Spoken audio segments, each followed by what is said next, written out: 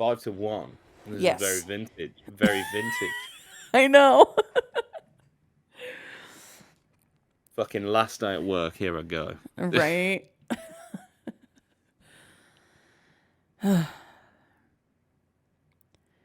Hello, everybody, and welcome back to the GingerTalks podcast. My name is Ginger Snaps, and joining me is Druid. Druid, my dude. How you feeling today? Oh, fuck, Druid Zombie. Here we go. Well, you know, it happened. We missed a episode deadline for the first time in some time. Mm-hmm. I was all those weeks where I was saying I'm fucking hot. Well, it happened. I caught heat stroke. So, to literally dozens of you at home that were crying to your mummies, and we know you were, about episodes not being up, I'm really sorry. But hey, I'm back. I've took a dip, and here we are, back to the pod, which feels really good. Yeah. It, I think we have a lot of listeners in the UK and in just Europe in general. And, here in the States, we're very used to those kinds of temperatures, but we have a lot of places that have AC. So, Yeah, right. We can tolerate it and it, all this shit. And I had heat stroke at the beginning of July last year, and it was fucking miserable. So, I get it. So my heart goes out to you guys that have been dealing with the heat. Well, work saw fit to take us out on a field trip to a theme park on the hottest day in UK record. And yo, come on, guys, we should have been shutting up shop. I was waiting for a roller coaster, and I saw three. It was like at this theme park. It was basically like school day, so they had all the schools coming in, Mm-hmm. and I saw 3 children under the age of 12 pass out in the queue for a roller coaster. I mean, we need to. Jesus. I also got stung by a wasp That's for the so first time. random. I know. I think it's been about 25 years since I was stung by a wasp. And it's what we call over here sod's law. As I sat down for 5 minutes in this theme park, and I was like, "What is this shit on my hand?" And then all of a sudden, there it was. I'd been stung by a wasp, Oh. or as Katniss Everdeen likes to call them, tracker jackers. Yeah, go jack off in the corner. I mean, don't say that to your kids, Jesus. No, I keep everything above board. But yeah, no, I really though I was genuinely worried about you and by extension, our pod listeners and stuff that's over there, and just people I know, because shit is hot. It's fucking miserable. And when you said you had heat stroke, I was like, the pod, everything goes on hold until. I felt like such a basic bitch with heat stroke. One day, and I'm out on the sidelines. Could not believe it. But it happens to the best of us. It's fine. Yeah, it took me a few days to recover myself. So like, it's one of those things where like shit happens, and I will always put the health and safety of us and guests first. Like, exactly. And as mentioned last episode, I'm no spring chicken no more. Because your boy is now 30 years old. You're listening to yo, people at home, you're listening to a 30-year-old man like whine into the ether, and everyone's telling me I need to change my life. Welcome to 30, guy. Yeah. I was. My hip. People. There's such an onus on the fact that we should say it feels no different. It feels slightly different. Yeah. I mean, Like, I'd never had heat stroke before. well, it's never been that hot before. Literally never. Yeah, but I thought I'd leave one of the good ones, one of the, ready to Mm. go. I like to think of myself as a Swiss Army knife, Eh. deployable in any situation, and then just to find yourself your own mortality, like so brazenly handed towards you. You cannot take a 5-degree rise in temperature, you mark, to be faced with that, and then just be like, oh yeah, it's 30. Right. It Good. well, I have arthritis in my lower back. Oh And shit. I had arthritis in my lower back, in my late 20s, but it didn't dawn on me and click in my brain that it's actually fucking arthritis until Right. it's April, end of April, beginning of May, and I've gone to the desert and had no back pain hardly, and I come back to where it's fucking humid and I'm like, "Oh god, why does my back hurt? It's arthritis, and humidity aggravates arthritis. Fuck, I'm Yeah. old." And any one of our listeners that laughed at her saying it didn't click for me points to you. So I was talking to Tim earlier today, and just catching up, shooting the shit a little bit, and I'm assuming that he saw your birthday was this past weekend, and he was checking on you, and we were talking, and I said, "Yeah, Druid turned 30," and he just goes, "Fuck, I'm old." Yeah. Like, you don't realize the passage of time until you like look at someone and you're like, "Oh wait, you're like 25, 30 years old, whatever it is. Oh fuck, I'm still sick.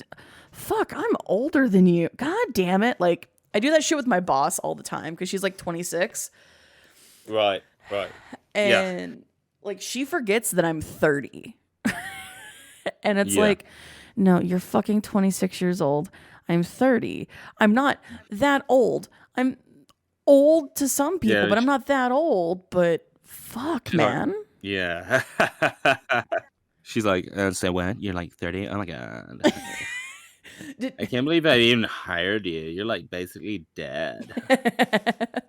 So my old roommate, I might have told the story on the pod before, but if not, I'm going to tell. Either way, I'm going to tell it. My old roommate at the last apartment, great comedian, great person. She was known to drink at shows. A comedian who drinks at a show, I never would have guessed. And she was drunk around Christmas, and her birthday is in December. We were at an early December show, and her birthday is late December. And I'll just call her by her last name, Maddox.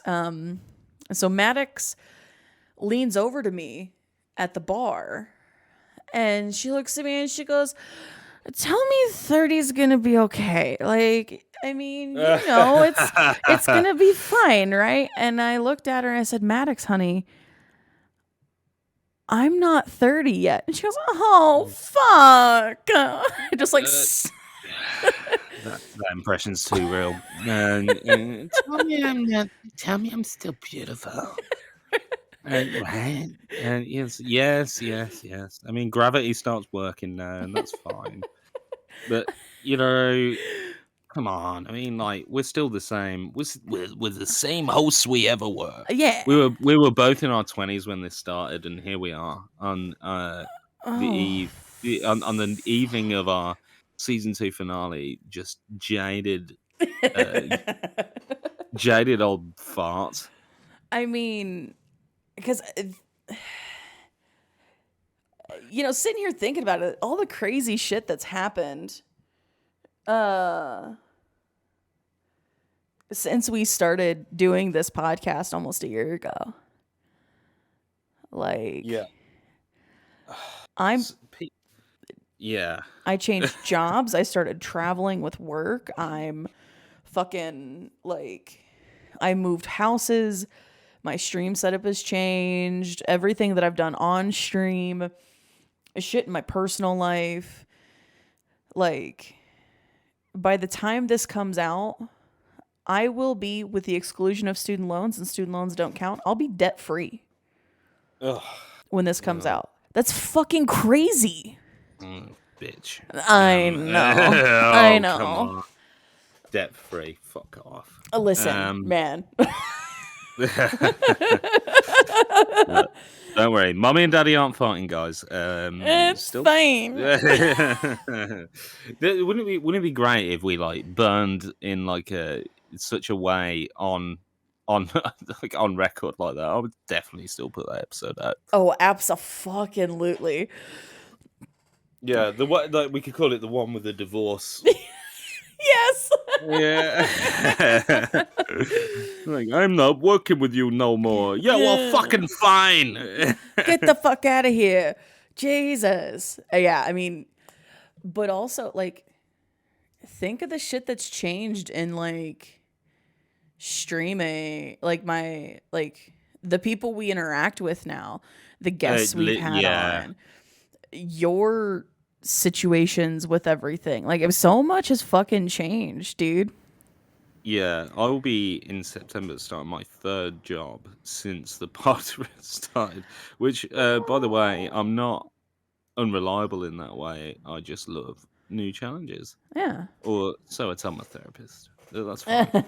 And in fact, came to post, as they used to say back in the 2000s. Came to post. Oh. That yes, so many people have like gone, but so many people have joined us on well, I'm saying us on your stream.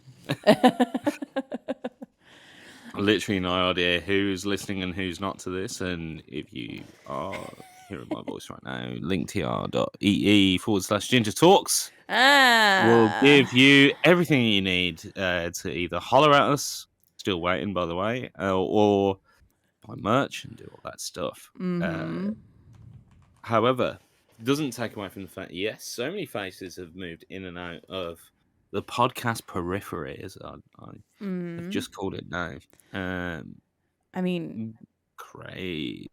We have merch and Patreon and an actual fucking like website. Like a lot of shit's changed, dude.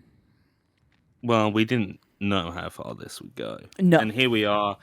You know, did we think we'd even get to a second season? No. Did we know that we'd get to the end of the first episode? No. No. Fuck no. But one thing I can say for certain, as we come out of season 2, there will be a season 3. Yeah. You know, love doing it. Here we are again, and we will continue. And you know, we're saying faces are changing, people change in the stream. This has been like strangely constant. Yeah, amidst all that. Yeah, in a way that I don't think that we could have really precedented. No, I mean, it's the fact that like I had someone reach out to me and go, "Can I be on?" And I'm like, I mean, I'll add you to the list. Like, yeah. I mean, it's one of those things where it's, you know, we've done, you know, a lot of stuff. We've talked to a lot of people, and, you know, shit happened that we never expected. A joke from season 1 is on our most popular merch item. Yeah. Like, which is a testament to everyone that listens that you guys give a shit that much.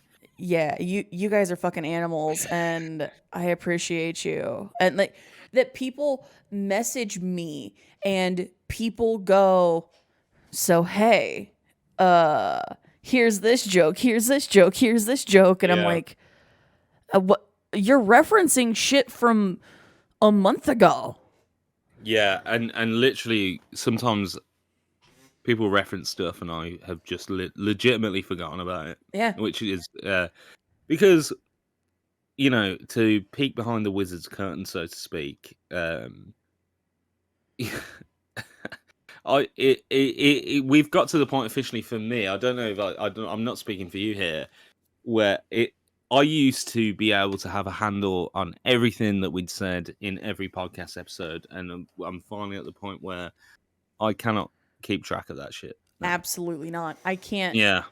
Like, there's someone who listens to every podcast religiously, and he messages me jokes all the time. Xenos, buddy, I know you're listening.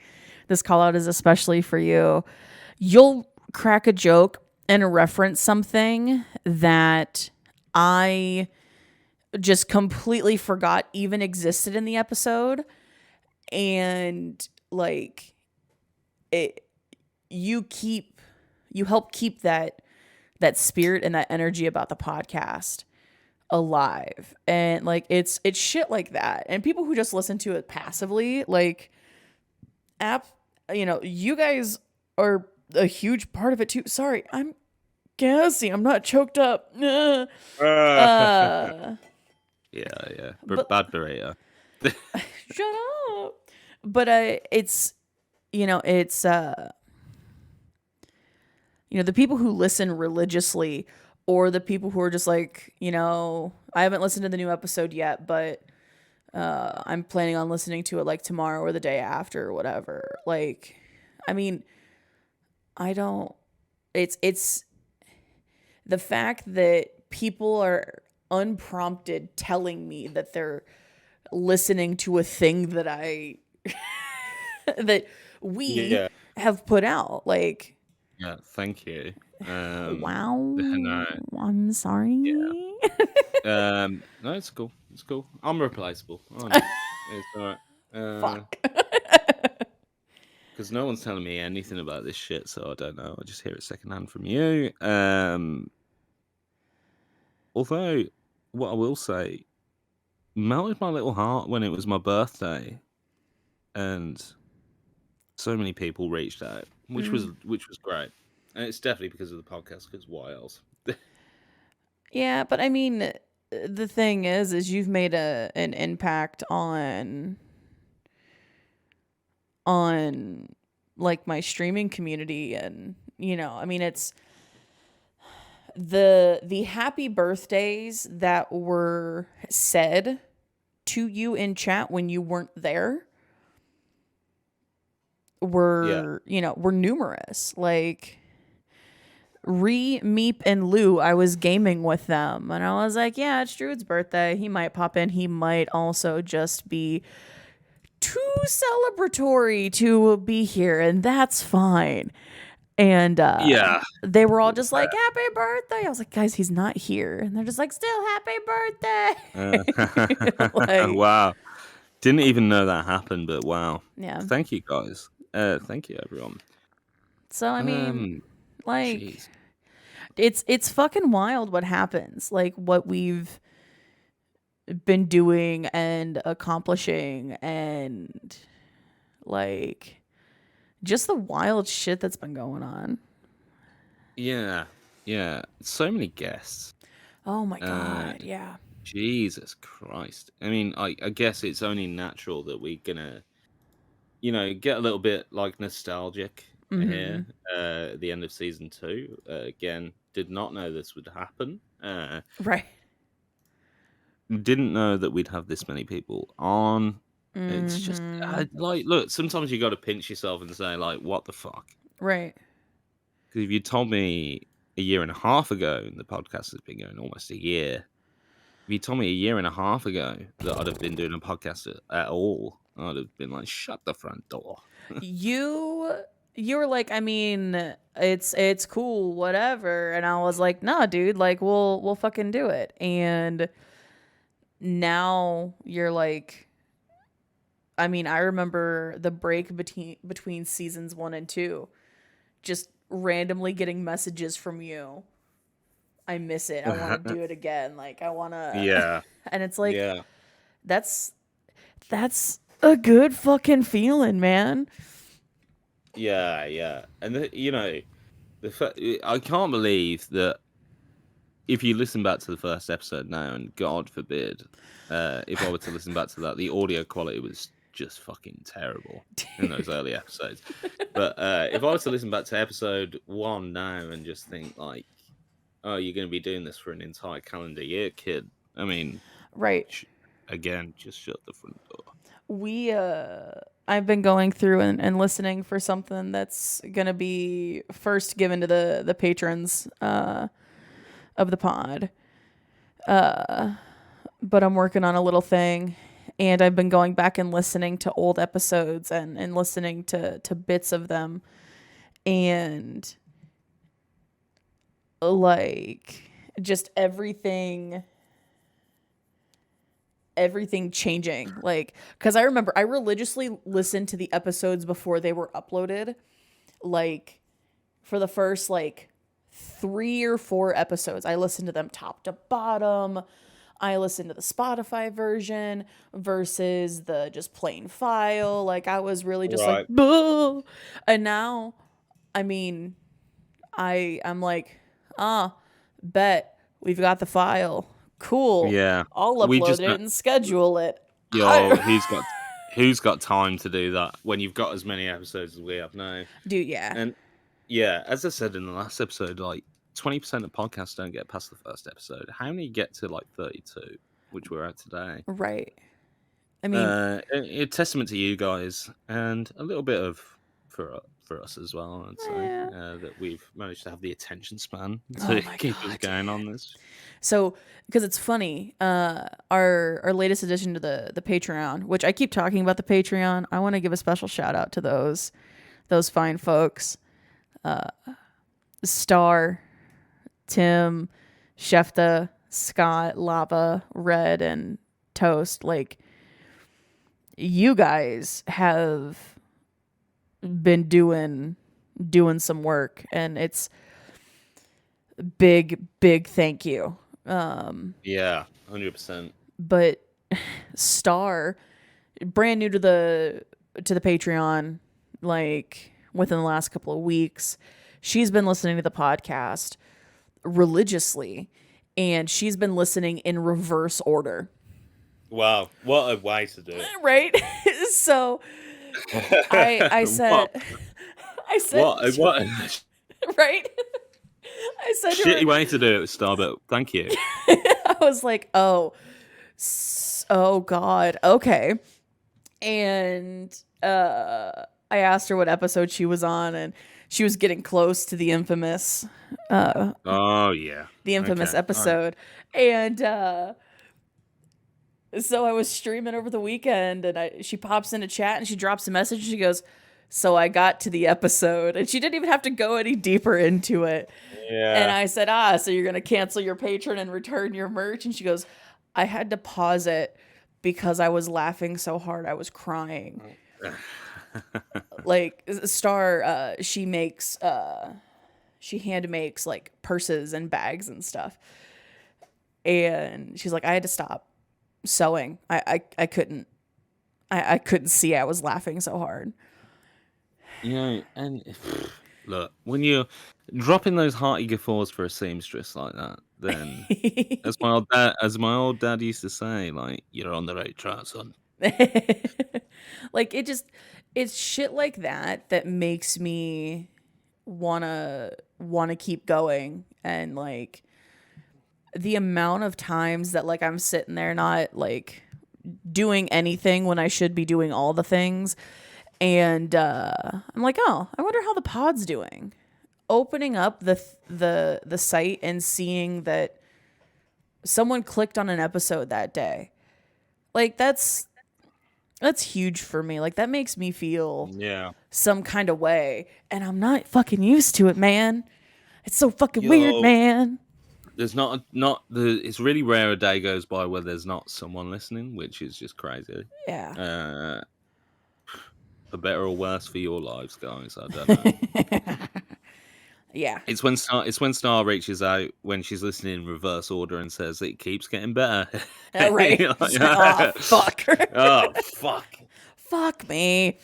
I thought it was delivering like high quality long form chat to the multitudes of people listening, and it turns out it's just a sinking shit. I Okay. mean, it could be a whole lot worse. But honestly, I love what we're doing, and I hope that the listeners enjoy it. Like it means the world that this is what I look forward to at least one day a week. Yeah. Like, At least, yeah. I mean, It's what I dread waking up to. right? You know. Because I mean, yeah, it's no secret that we record fairly late for you. Yeah, which is fine. I mean, like, look. You know, we're beating a dead horse talking about me Right. dealing with that, which, you know, I can almost hear the people at home saying, like, just shut the fuck up about this. We don't care. Whatever. It's Because, like, I find it hard to care about hearing about my own woes about this. No. well, it's definitely like a thing where, like, talking to my boss about it, because my boss is super supportive of everything that I'm doing. She's like, she asked me the other day how my YouTube channel was, and I was like, I haven't uploaded on that bitch in like 3 months. It's fine.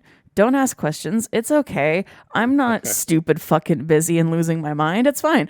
But like, she asks how the pod is going. She asks about my streams, if I'm planning another charity thing, like what's going on. Like, she knows. She asks. Like, it's crazy. And she's always like, hey, what's your, like, what's your next thing? What's going on? And I'm like, I've been working for her for almost a year. Mm-hmm. And like, God, fuck, I've been working for her for almost a year, and I've done a shitload of traveling, and I've done a shitload of like selling, and I now know way more about the magic world than I ever expected to know. I love that Jesus. sentence. Just in a bit. Oh, Alakazam. fuck, man. Fucking the magic world. It's I had to bullshit with a client today. He emailed back giving us feedback about the program that he did, and we have a single lesson like program, like to like ease people into it. And he was like, yeah, I still practice the tricks now. And I was like, oh, that's super cool. I'm still practicing myself. You won't believe how good I've gotten since the end of April. And I'm like, wait a minute. That's not a fucking lie. I had to practice this magic trick and do it when I was in Texas. Like, okay, sure. Like, oh God, I'm not bullshitting this guy. I'm telling him the fucking truth. I practiced fucking magic tricks. It's time to cancel me, listeners. It's time to cancel me. It's fine. Time to make Ginger finally disappear. How many times can I make that joke? Oh my God. Never enough, I'm sure. Yeah, well. Everyone that listens knows I love to just prattle on. Nah, it's... Yeah, I'm like coin operated by this point. I'll just say, fuck, if you put like a quarter in there. Nah, oh, man. is he going to call Mick Jagger again? Yeah, great. I was watching the news, and at time of recording, Netflix has announced that they're trying to do an ad version of the service, and they're also trying to do they're trying to crack down on like family sharing of like multiple households of on the same which, account by the way, and stuff. they lost 1 million subscribers. Oh yeah. And I saw Ted Sarandis' name, and I was just like, God damn it, I need to call Druid right now. Yeah, friend of the podcast, Ted Sarandis, or ex-friend of the podcast, Ted Sarandis. Listen. He briefly made his way back in for Stranger Things season 4, but then shortly after.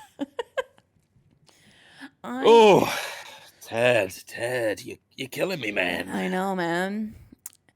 No, Millions of subscribers lost just because they're saying you can't steal our product anymore. Fantastic. Well, too damn bad, Ted. I'ma still let my mom and my little sister use it. Fuck it. Hey, my mom and sister still need to watch Real Housewives, okay, Ted? I mean, my little sister might, but my mom, I'd be terrified. She'd knock the shit out of those housewives. Yeah, okay. I come by it honest. That was too real for me. That was too raw. Like too scary. Like she's wearing a Michael Myers mask or something. Nah. No, it's funny. I have been, catching or informing everybody who listens to the pod. I have continued my. Oh, what? No, it's just Ted Sarandis. Let me just delete. Fucking loser. Nobody. Okay. Sorry, what were you saying? I've continued to watch Netflix and consume content that's not, involving me making content or being a part of making content. Like I've actually continued to do that. And I was talking to Chat the other day, and you might know who she is, but there's this lady who's got a new show on Netflix called How to Build a Sex Room.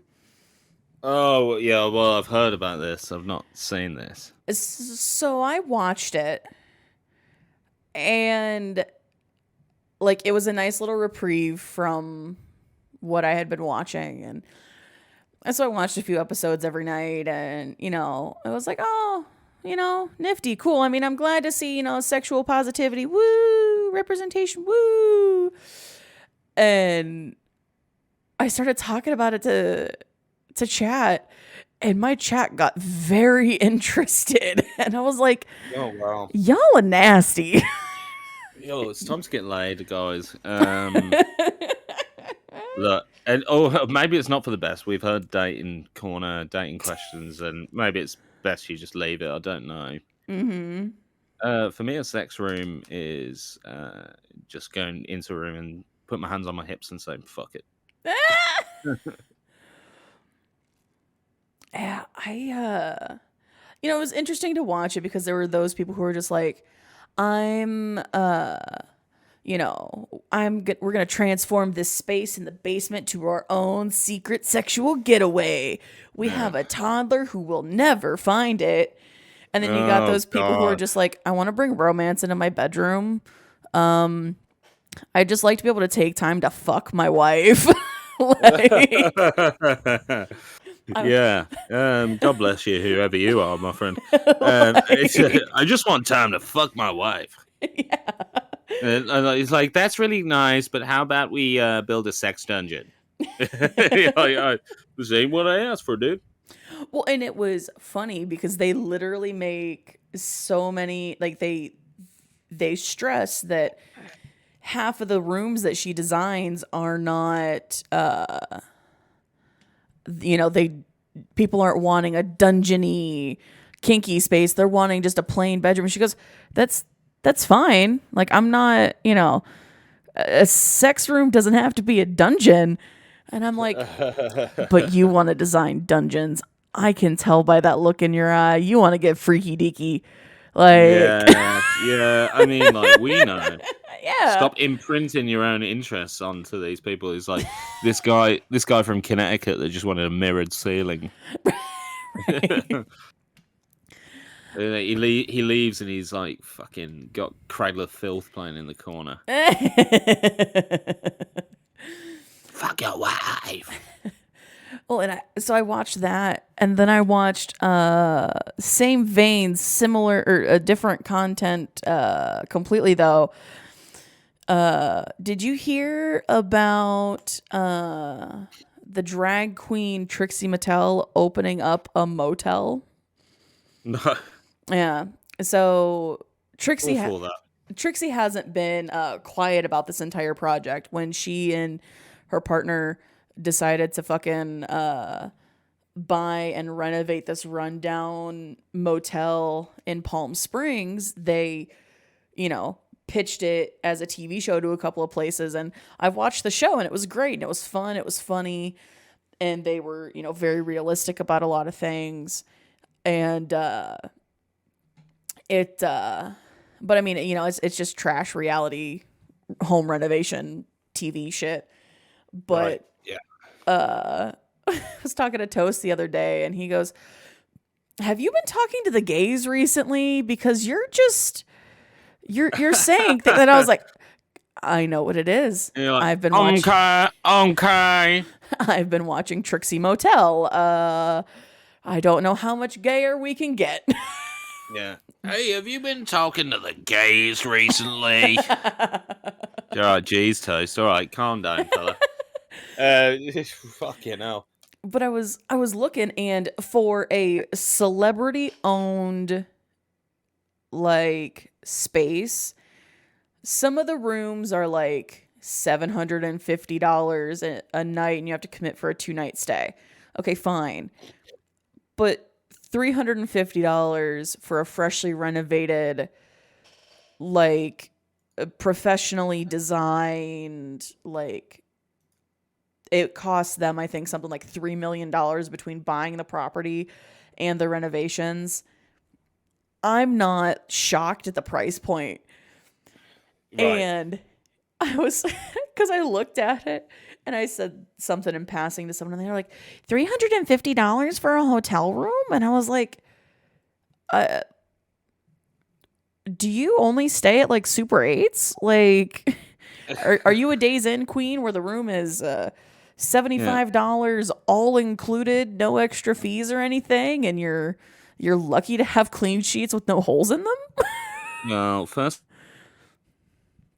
thing I'm saying, someone says that, I'm saying, how many hookers have you killed in hotel rooms across the country? Because that seems to be your limit. Right. Look, am I paying $350 a night on average? No. I like a clean place, reasonably priced, good breakfast.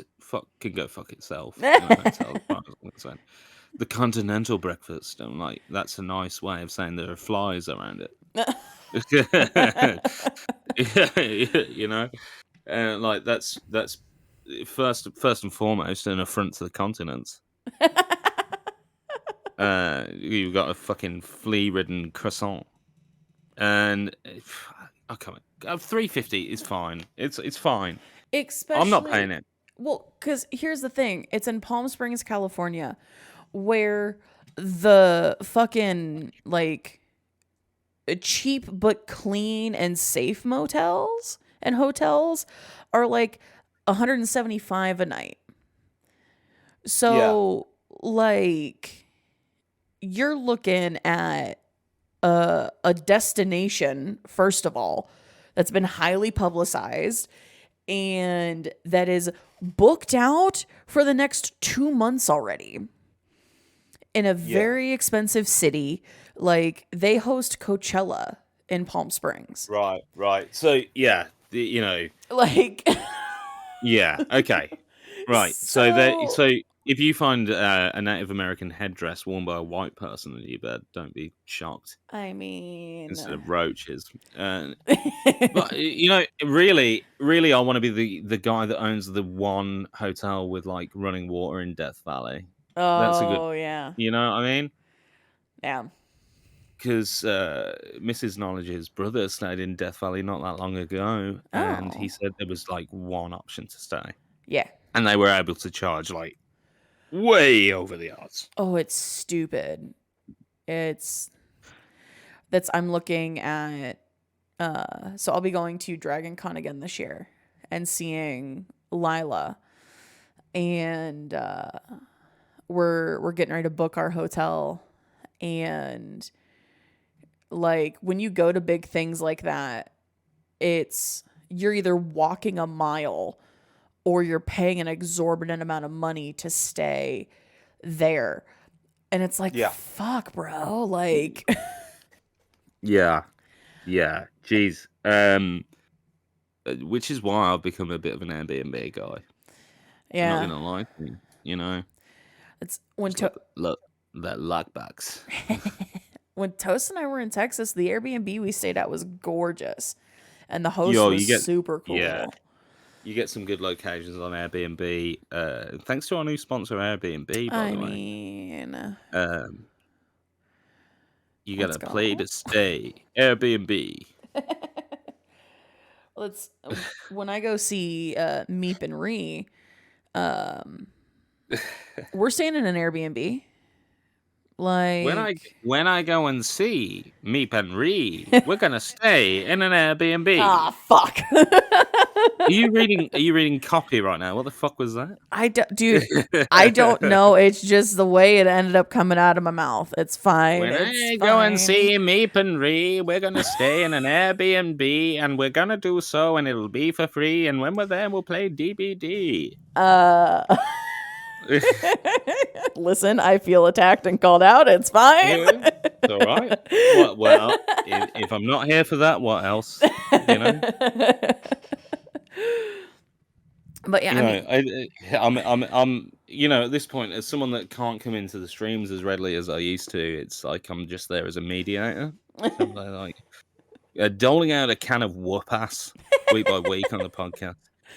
Dude, it's so funny. I was looking through my commands the other day, and the command for that BuzzFeed quiz you made is still there.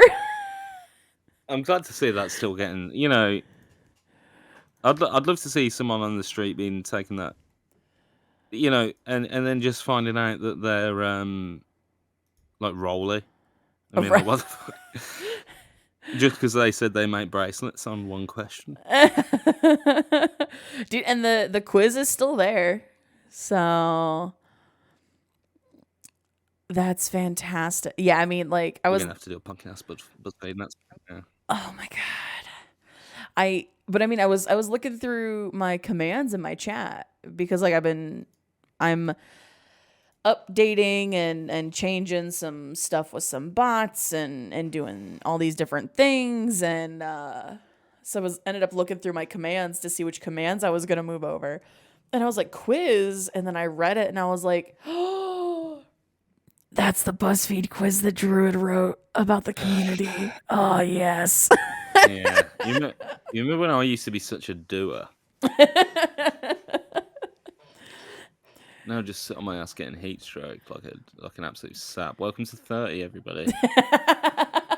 Yeah, it's like looking at life except through a pair of 3D glasses that just suck all the color out. So basically, it's going to be like Avatar 4. Oh god.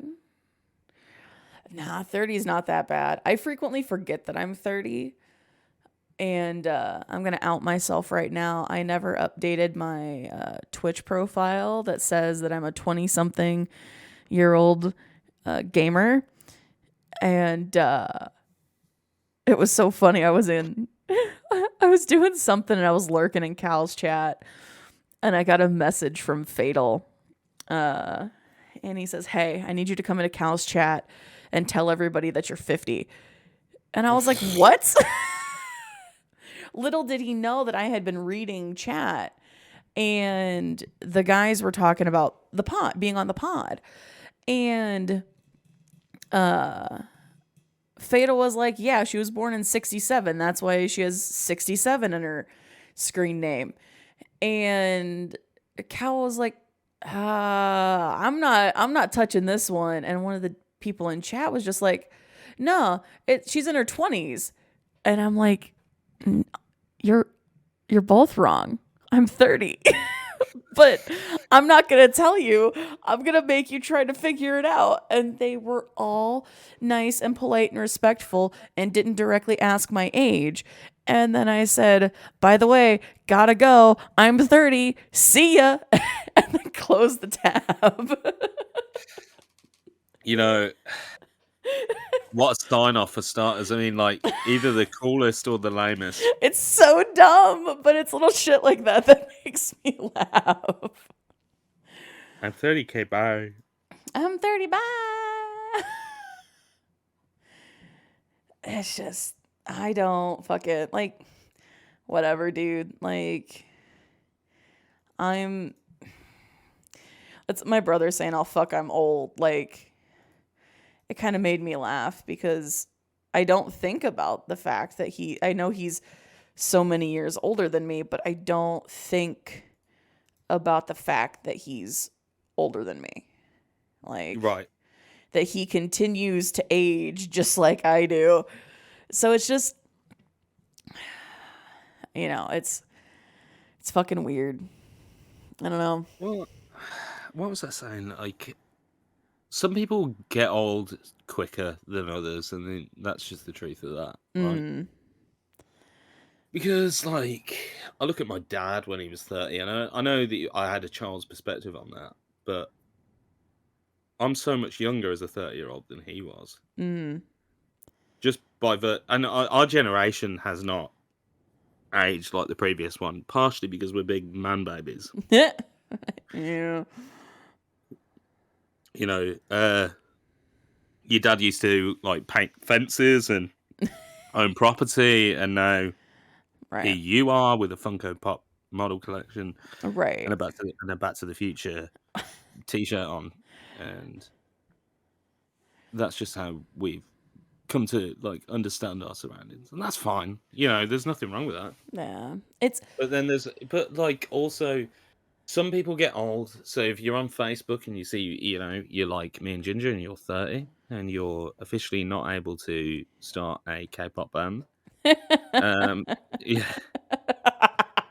yeah, you're in that metric now. I've started getting targeted Facebook ads about life insurance. Oh no. Yeah, and they're telling me to do it for the welfare of my children. I'm like, wait a second, buddy. There's no pitter patter of little druids around here, and God forbid if they were. Like, oh, fuck this shit. Oh, fuck off. Just yeah, they're like, use the promo code. Use the promo code GingerTalks 10. The pitter patter of little druids. It's luckily we're all free of that for now. Yeah. Who knows? I forget what my original point was. That our parents' generation was older at 30 than we are. But like, look on Facebook for a second, guys, of our vintage. Look, some people that you went to school with, spoiler alert, they might be the cool kids. All of a sudden, are getting way older than you are. Right. You're having the last laugh, by the way. Take back all those swirlies, Brad. You know what I mean? Like, it is like a state of mind. It's a mentality, because I feel like I'm going to be this age forever mentally. Yeah. I was actually really the kids at school found my Instagram. Oh no.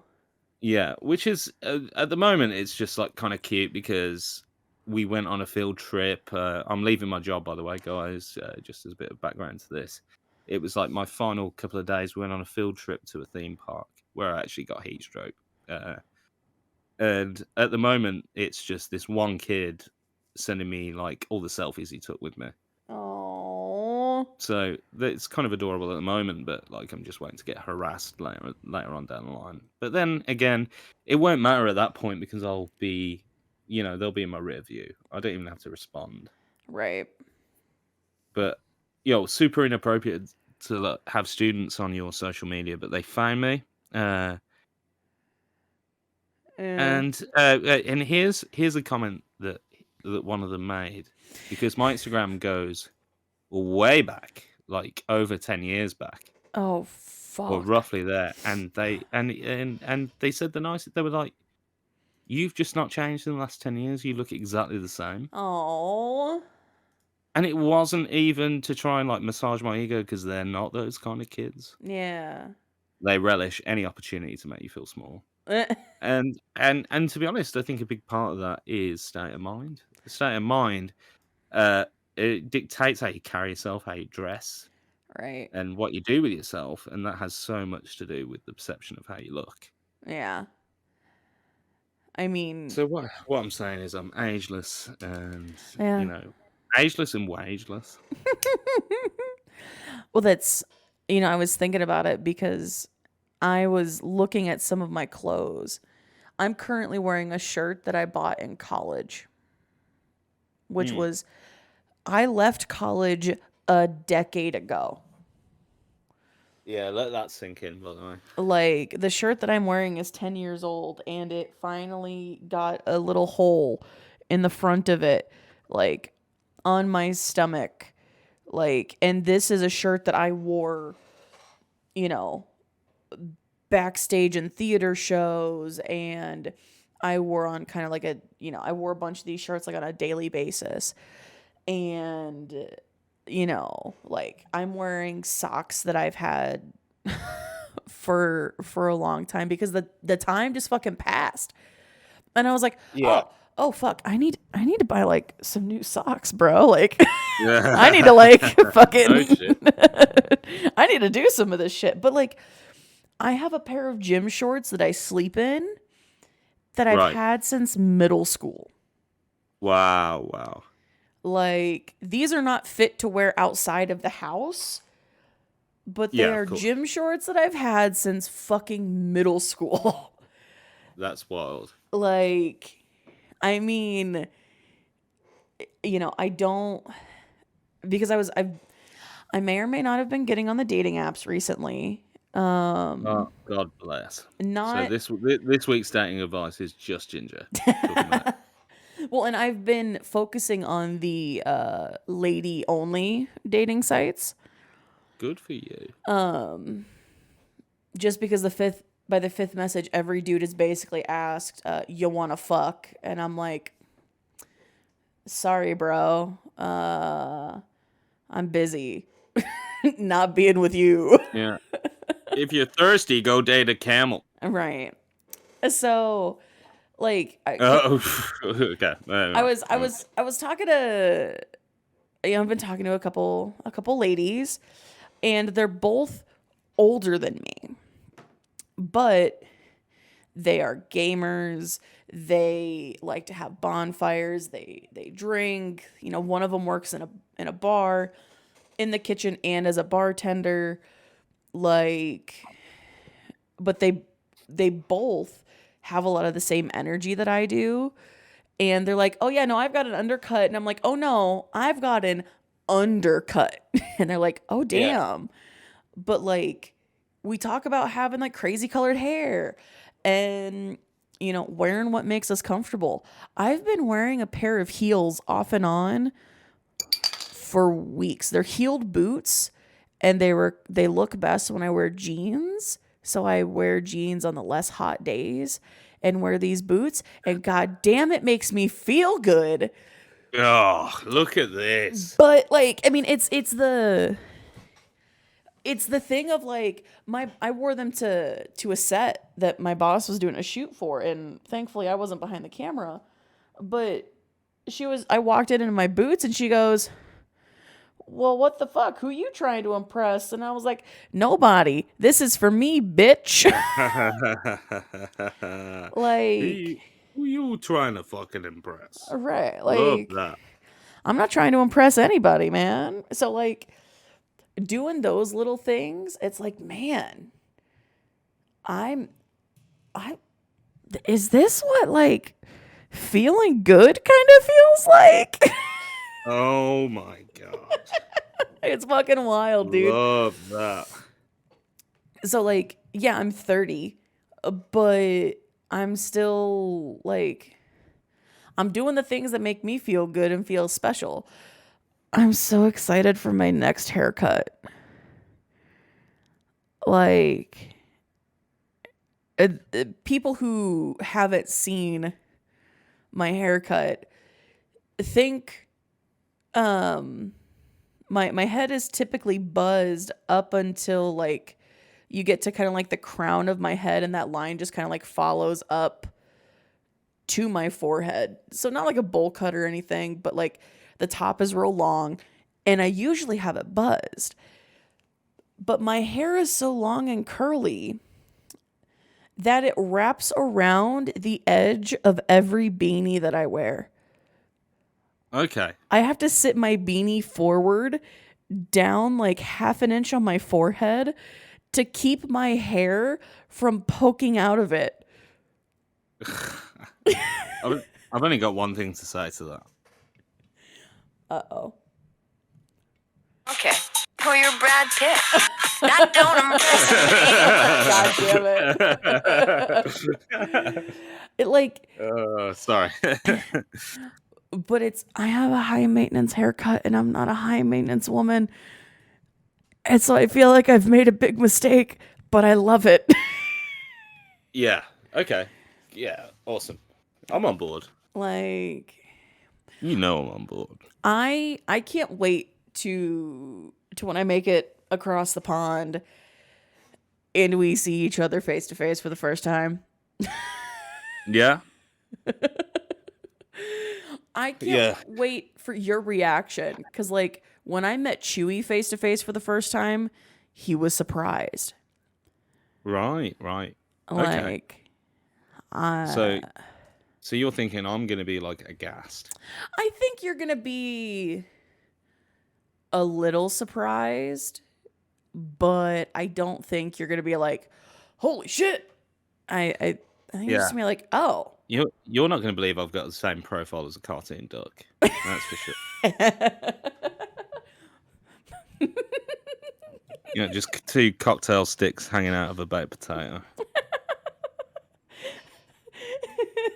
I believe they call that the dead bud. I mean, go off. Like, that's. I have such a like unassuming, like, I've seen pictures of you, and we've obviously been like on video calls together. So every once in a while, you'll send me a picture, and I'm like, oh. That's like, oh, so that's what his hair looks like now. Like, I don't think about like, because we're not like, oh my God, I just went and got a haircut and it feels so good. Like, we don't talk like that. Yeah, because imagine if we did that. This podcast would be insufferable. Oh God. So I just got a new haircut. You're not gonna believe it. It's the same thing I've been getting since I was 19. I just, it's got to the point I literally show the barber pictures of myself 10 years ago. And you go, give me that. give me the old Hank Hill. Oh God. No, I'm a bit more stylish than that. I'd like to think. Twitch 10s, both of us.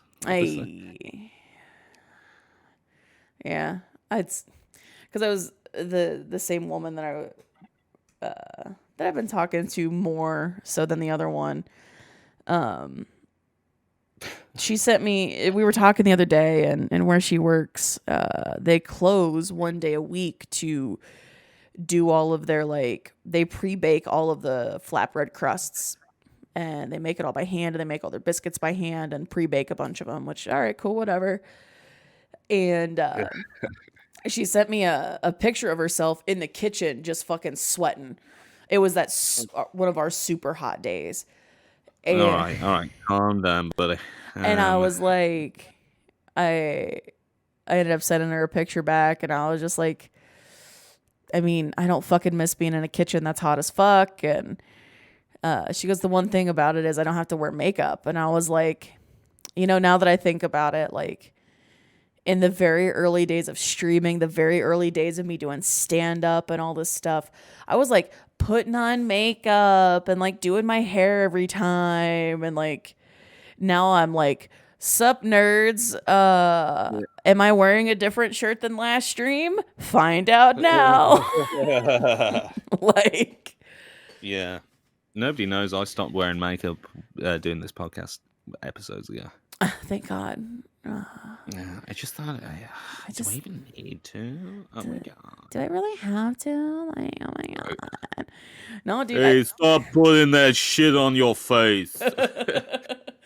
I think I put on. I've even stopped like penciling in my eyebrows darker. I'm like, sup, bitches. Yeah. Nobody can tell look. if nobody can tell if you're surprised about it or not. Right. Just like, I guess, okay. It's like, well, I mean, yeah, I'll say this now. Actually, I find Mrs. Knowledge way more attractive now she stopped wearing makeup because that confidence is that's what gets me. Oh yeah. Mm. Yeah. And well, that's fucking true though. Like, that's true though, because like when a woman is confident enough to just be like, I'm fucking beautiful and attractive without this shit. Abso-fucking-lutely. Do I sometimes like to put on a pound of makeup and, feel, super fancy or whatever? Sure, maybe, but fuck, man. That's a lot of goddamn work. Yeah, I don't envy. Like, look, come on. You don't believe in gender biases, just like look at the fact that men aren't expected to like look after themselves at all, and that's passable. Mm-hmm. I mean, the tides are changing. We've all got to moisturize now, which is good. Yeah. But like, geez, come on. The writing's on the fucking wall here. Dude. Fucking, it's summer, and I typically don't have this problem, but I was doing something the other day, and I was like, oh my God, my hands are so dry. And I'm like, I'm really bad at taking care of myself as a fucking human being. Yeah, no shit. Yeah, I mean, like, surely none of our listener base looks after themselves properly because, you're listening to a podcast for a starter. You're probably eating Cheetos right now. I know I am. Wow. Where's the dust? Hey, for fuck's sake! Hey, I got orange fingers and I got nothing to show for. Unbelievable. Hey, wait, get me that Cheeto bag. You fuck. What the fuck?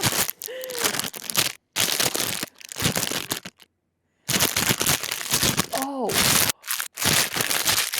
Ah, fuck.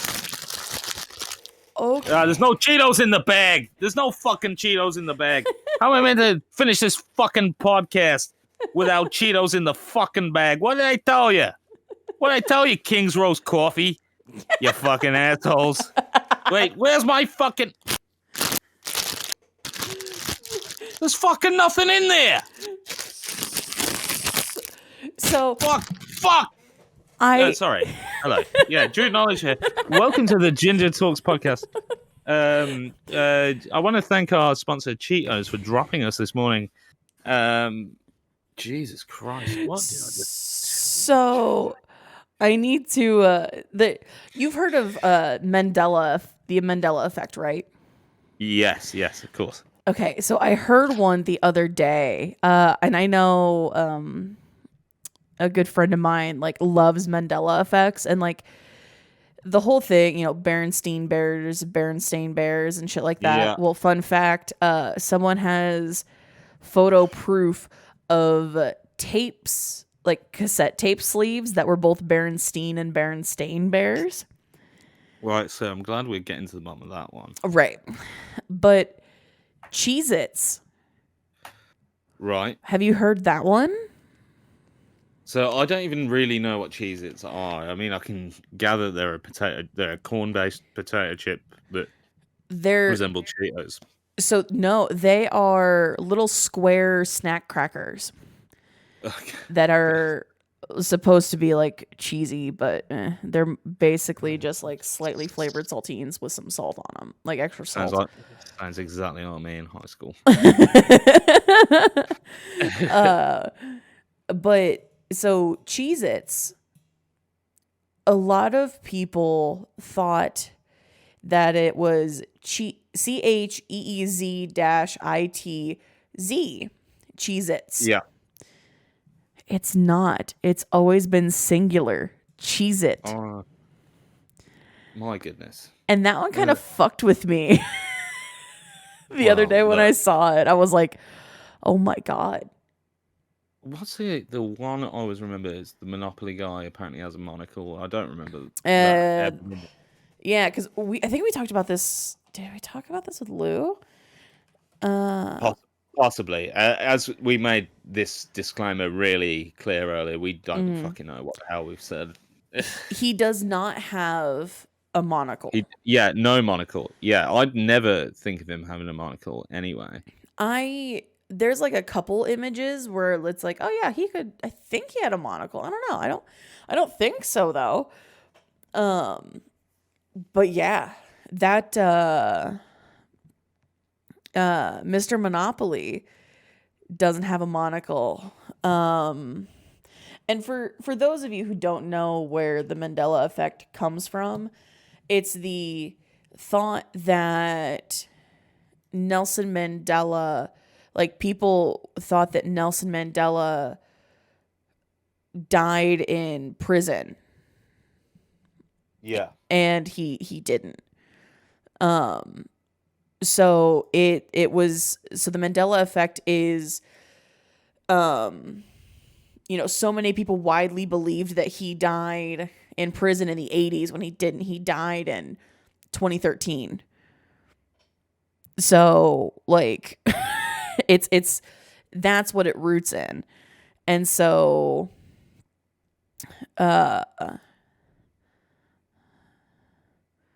Looney Tunes. Oh, whoa. Looney Tunes. Did you ever see that show? Like see the Looney Tunes? Yeah, of course. Yeah. How do you remember tunes being spelled? TUNES. Okay. So many people remember TOONS. Yeah. So yeah, okay. So I remember it with you. Mm-hmm. But I feel like, maybe they're getting confused because of Tiny Toons, because I swear that was TOONZ. Mm-hmm. Could be wrong. Don't know. Also, Tiny Toons spelled like that just makes it sound like you're listening to small songs. Right. Looney Tunes just makes it sound like you're listening to that bit in Korn's Freak on a Leash that goes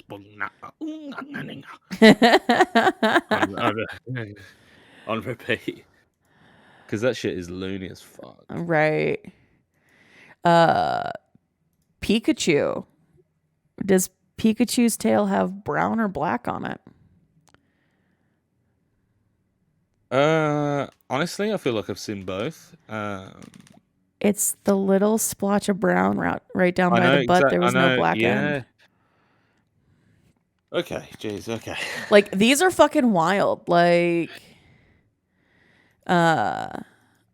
it's one of those things where, like, the Mandela effect, like, is just crazy. Right.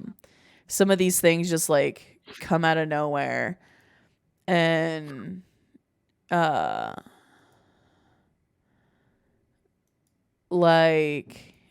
some of these are things that just like they crop up and live rent free in my head, and I fucking hate it. Yeah. I hate anything living rent free in my head. I'm like the Spider-Man 2, the landlord. No rent. Right. That was just an excuse to bring that guy up. No rent? What about rent?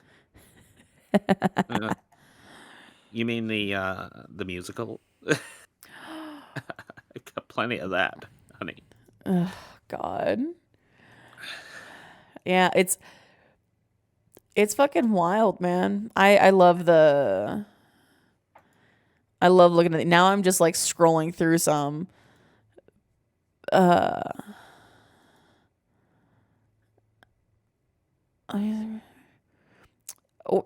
wait, a popular Mandela effect is that there are more than 50 states in the United States. Yeah, definitely because of the movie The 51st State. Sorry, guys, but you were duped by, like, I don't even remember who was in that movie. Yeah, there aren't 51. Oddly enough, people have no recollection of Neil Armstrong's death. Many fans apparently forgot or didn't notice the news of his passing in August 2012. Oh, come on, God. I remember that. I remember that being in there. Come on. Oh my God, dude. The Lindbergh baby. Oh my God. Yeah, dude, it's some of this shit like is really dumb, but there's a lot of it where it's just like, wait a minute, that's fucking crazy. Like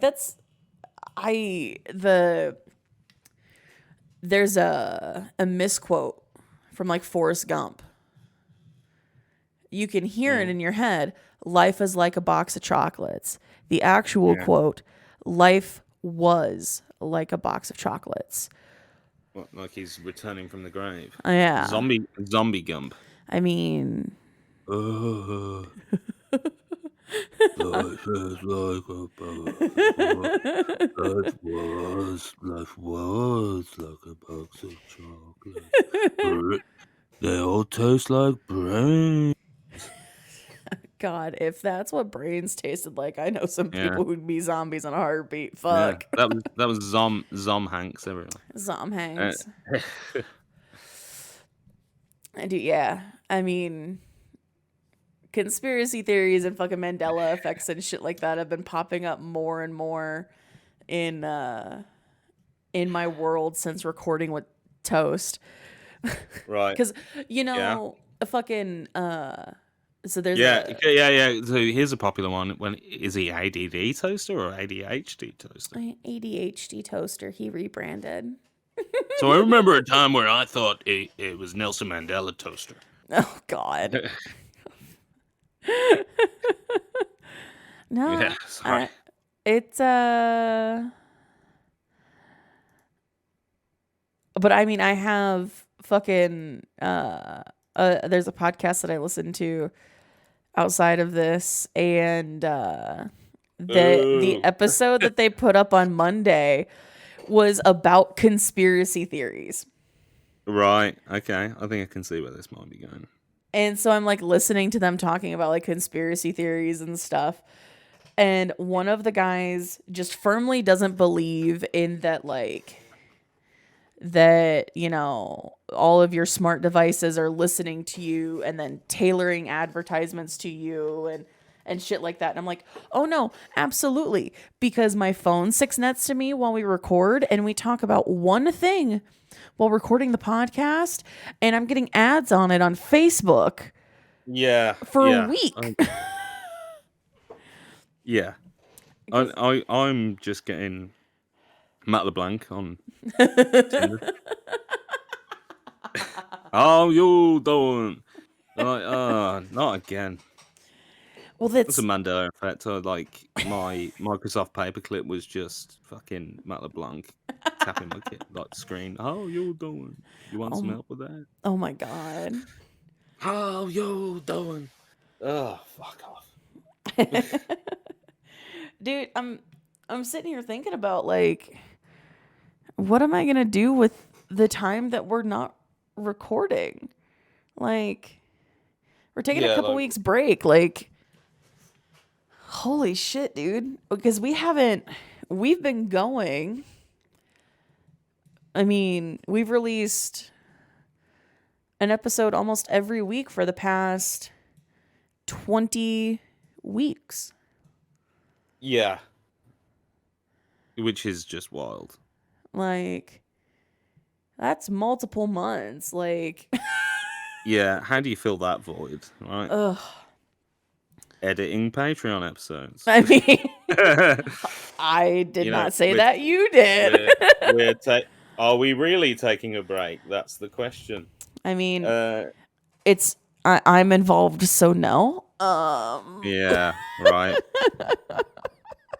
Oh, fuck me. You can tell I'm 30. I just had to, like, undo my pants, man.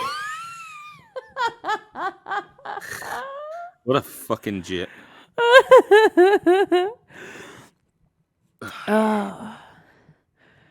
No, I mean, like, so we are going to be releasing a couple Patreon exclusive things, fingers crossed, during this little break. Mm-hmm. And I'm really excited for those to go out. But I mean, like, it's going to be... Yeah, it'll be weird. Yeah. Because, I mean, since we started season 2, we haven't really slowed down or stopped. We just kind of keep going. We make it happen. Yeah. Trying to capitalize on all the new listeners. That's the truth of that. The truth to this, I mean, the shit is not, here's what you don't see, guys, is me the next day. It's a real people, even when we start early. Yeah. Fuck me, it takes a toll the next day. It really does. Yeah. And weekends are a bit of a no-go for me, so I never sleep in. Yeah. Which is why this is nice. We're recording more like in the zone of like your time than mine, which is very retro. We used to do that in the beginning more so than now. Mm-hmm. But so nice. I've got nothing to wake up to tomorrow. Dude, for the first time in so long, I'm able to just do a podcast and not worry about the morning. I absolutely love that for you. Like, I mean, in 100% seriousness, I fucking love that. Like, because I remember there was a few weeks there when I'm laying in bed trying to fall asleep and you're messaging me in a spare moment at work. Yeah, and it's literally like a few hours after recording's wrapped, and there I am. Just doing my day job. Right. And literally, I mean, who's loving that? Well, I mean, because I feel you. I've been sleeping 4 to 6 hours a night, every night for the past, 2 months. Yeah. And my body always is like, you're done with everything on your Saturday into Sunday. You're going to sleep for 8 hours. And and you're gonna lay in bed and you're not gonna fucking do anything. And then I'm like, oh fuck, I gotta get up and I gotta do laundry and I gotta cook some food and I gotta do these things. And it's the one night that I actually sleep some amount. And it's fucking yeah, I haven't had that luxury in so long, just getting a good night's sleep. Which probably has something to do with the fact the podcast this season's been so fucking inward looking. I mean, geez Louise, you really get to know yourself when you're just lying awake constantly. Almost to the point where I'm just like, oh dude, you need to back off, and I'm like, oh no, it's me. Oh shit. Oh, it was me. Oh, it's me. Oh, there's no escaping that. I mean, sometimes that shit's good though. I mean, I had a deep talk with my mom yesterday, and everything that my siblings and I have known for a while is dawning on her. And it's so maybe you aren't 100% perfectly okay, mother. Time for you to do some inner healing. And like, Oh my god, here comes Sherlock Streams. Everybody. but I'm just like, I mean, because it's so funny because I gave her the same treatment that I give my friends who are going through a hard time. I was like, listen, mom, like, here's something you need to like remember and think about. And she's like, yeah, I know. And I'm like, holy fuck, I made my mother cry. Whoops. Oh, shit. I called to give her some good news. And we made her fucking cry. Oh well. But I mean, like, it's fucking like the introspection has been fucking weird. And I'm fully okay knocking some of the dust off of the, as Toast would call it, the good old Keck W's. And, fucking Jesus. I mean, it's the one thing I will say is everything, it seems like everything I'm involved in, we have a tendency to get real from time to time, or sometimes a lot of the time. But I have heard feedback that that's people's favorite thing about me, that I'm not afraid to get real with them. So Love that from everybody that said that, by the way. I mean, I'll take that as my what did the Facebook moms tell me? My gift from God. Oh, lovely. Oh, here we go. Oh no, I'm broken. Okay. You know, it's funny you say that, because that's the element of myself that people tell me I need less of. Like, dude, can you just stop doing that, please? No, I mean, it's funny because I've been doing, on Friday nights, I've been playing, sitting in, playing Power Wash Sim kind of by myself with like some Netflix on in the background. And like a friend will come join me, and like we're just power washing and shooting the shit. And then like sometimes we have really deep conversations, and other times we're just making too many dick jokes. And we have to like stop and like take a minute to breathe again. Like, I mean, you know, it's fine. But it's been fucking nice, man. Yeah. You gotta get that shit out.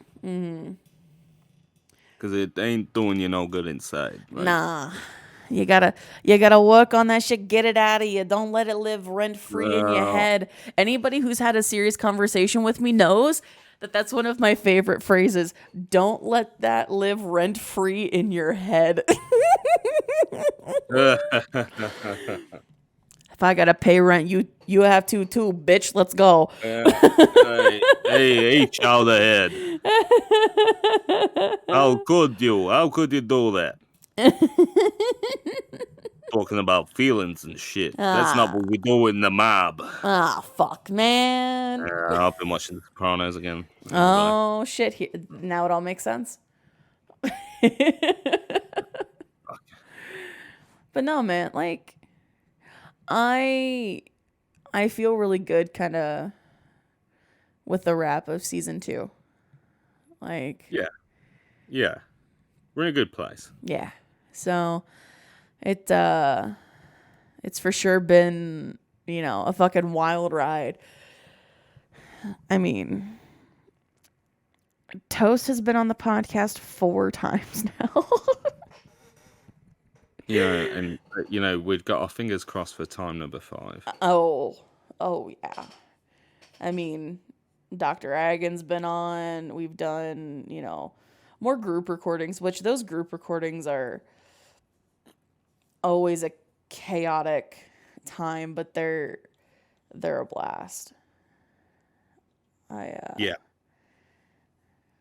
You know, They're also long as shit. I know. It's fucking wild, man. Like, an extra voice on the recording. It's just like like an extra load of shit to say, right? And especially in the guest questions, that's when it really hits heavy on the clock. yeah. It's I wouldn't wild. trade it for the world, though. No. He says he takes a sip of beer. Yeah. I mean, well, and like meeting and getting to know like Dr. Agan a little bit and Jack Solomon Smith and Paik. And I mean, just, you know, Alt Kitty doing something I never expected to fucking happen in my entire life. And that is my brother be on the podcast. Yeah. Yeah. Tim, I love you. You're fucking phenomenal. Love having Tim on. It's, you know, I never expected to be able to mix these two parts of my life in a way that wasn't like, oh, you know, kid, I'm so proud of you. Keep doing your thing. Gold star. Like, yeah, and being able to get him involved like that. Yeah. I mean, it's super cool. Having Alt Kitty on and just fucking shooting the shit with her. Like, that was great. I've popped into some of her streams and, you know, like. Oh, good. I'm so glad. It's been, you know, we've done some shit that I never expected to. And, you know, all the people who've submitted guest questions, like people getting involved that I never expected to get involved. Like, that's been super cool. So, you know, I fucking appreciate you guys, man. Yeah, 100%. And this, I'm going to use this as a moment to be like, hey, if you or someone you know would like to be on the pod, or if you think you'd be a good fit or know someone who would be a good fit for the pod, send their info my way and, you know, we'll figure it out. I know we've got some folks who want to be on it next season, so. Yeah, and, you know, it's always good to have a roster. We need that. Yes. Yeah, because it gets to that day and we're like, oh shit, who's going to be on this week? Yeah. I've never dropped the ball on getting us a guest. I don't know what you're talking about. Yeah. I'm sorry. But yeah, man, like it's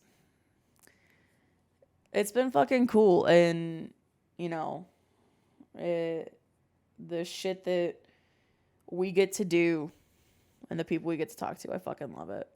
So yeah, you enable us to do this, for better or worse. Enablers, God. That was such a well distributed God. Oh my God. I mean, we've waxed philosophical. We've talked Mandela effects. Do we want to shift into our typical segments and then like? Yeah, really unfortunate. I've got no dating advice. Oh wow. this week, yeah. Had to run dry eventually. Yeah. Because there's only so many people that could possibly be having these problems. You know, I got asked the question by Dr. Agan the other day. He was like, "How many of these fucking things are real?" The answer is, there is no way of knowing. I'd like to think at least some of them are real. I mean, that's the thing is like, I thought about it. I don't even know where people submit the dating advice. Oh no, I'm gonna reveal something to you right now. Some of the dating advice that's been coming in recently has been from Reddit. Oh, I mean, that's fair. I had a super covert Reddit operation going on for the dating advice. I mean, yeah, it makes sense, right? Yeah. I mean, that makes actually a whole lot of fucking sense. Yeah. Yeah. I mean, God, I barely use Reddit. So. Me too. I literally signed up to set that up. So don't worry. I I believe some of the people that have gone onto it are listeners, some listeners from our side of the pond for sure. Yeah. So it's hard to say. I Hard to say mean, who's doing what, because if that link that died, a few came in on that even after it died, mhm. which I really didn't understand. So a good portion of them are you guys. Some of them have, been coming in from other sources. A few people reached out to me specifically Oh wow. uh, with like fake profiles. Someone created a fake profile Huh. on Discord to send me their dating advice, which Wow. was super interesting. Huh. But yeah, I've got none, Eh? so we'll move on. I mean, carpet fucking the fucking blanket answer. Talk to your partner or talk to the other person Yeah, involved before you do anything. yeah. Jesus If there's, fuck. if there's one thing that segment unearthed is that even those that you're meant to be closest with, nobody's talking to them. Yeah. So fucking talk to your partners, you fucking weirdos. Yeah. And do that before you come to us maybe next time. I mean, I would love to get a follow up from like someone who listened to our advice, like an update on their fucking situation. Yeah. If you can hear us and Oh, you sent us advice, there's a few out there I know I'd like to hear from. Maybe the boss. We'd yeah. like to hear back from Bruce Springsteen himself. God, we've had some absolute cool. Doozies. I Yeah. mean, If you can hear us and you sent one in, give us a follow up. I'd love to hear it. yeah. I would Did the advice work? I want to know what the metric is at the success rate. oh god. Yeah, Oh, you saw. Thank you, Dr. Druid and Dr. Ginger. You know what I mean? No, it's like Dr. Phil. What was that fucking advice column? Ask fuck. It wasn't So we have one. It's called Dear Deirdre. That's the UK one. advice column. What was the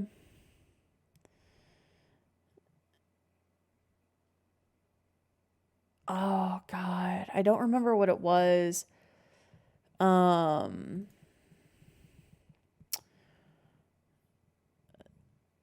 There was a specific one.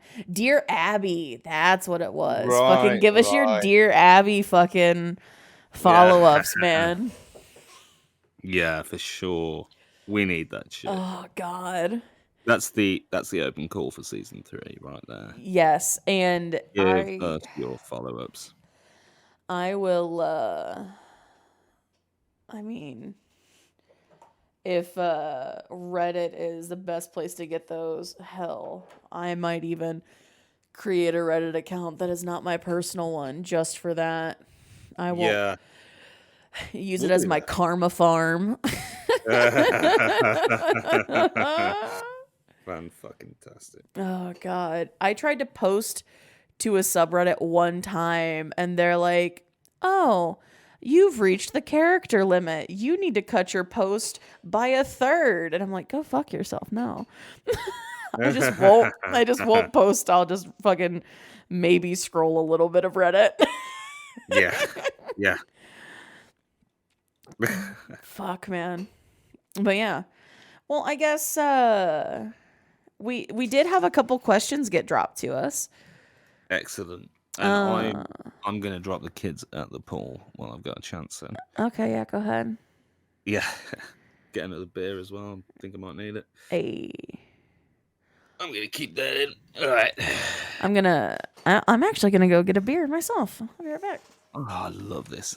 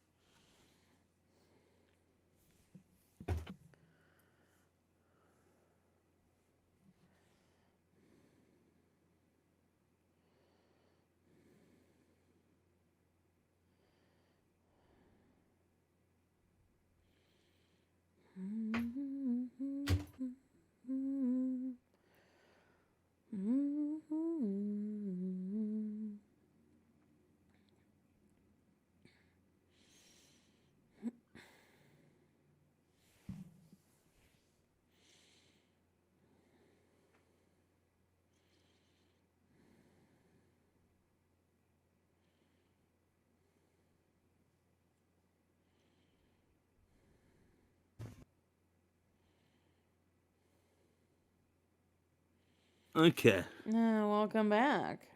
Yeah, complete wardrobe change. I was so uncomfortable. No, you're good.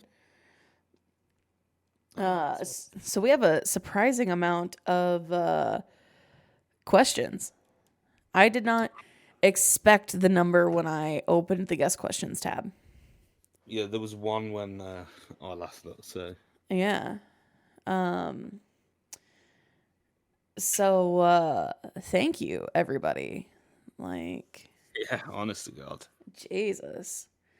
You keeping this segment afloat. Yeah. Pretty real. I mean, and we've got enough that it'll carry us for a little while. So I mean, fuck it, let's go, baby. Yeah. Oh yeah. So we'll hit one from we'll hit one from Toast. Cause he's submitted a small handful.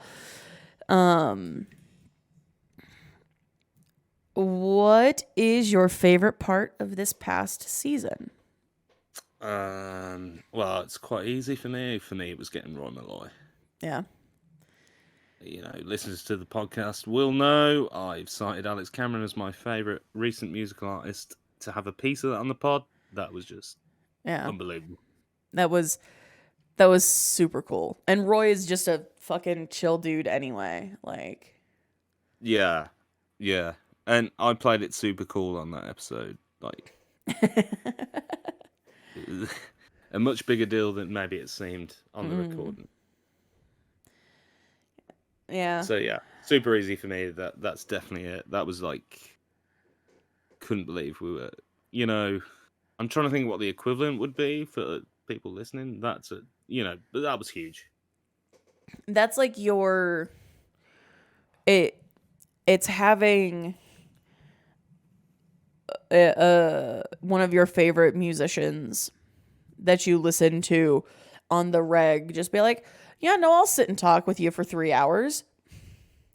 Yeah, and it, obviously we've, if you listen to that episode, you'll tell we've obviously got a little bit of a relationship outside of that, but then to collaborate, that's a very different thing.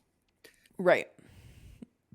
So that was, that was like a, pinch me, what the fuck is happening moment. So that's definitely for me, big deal. Yeah. Trying to think. I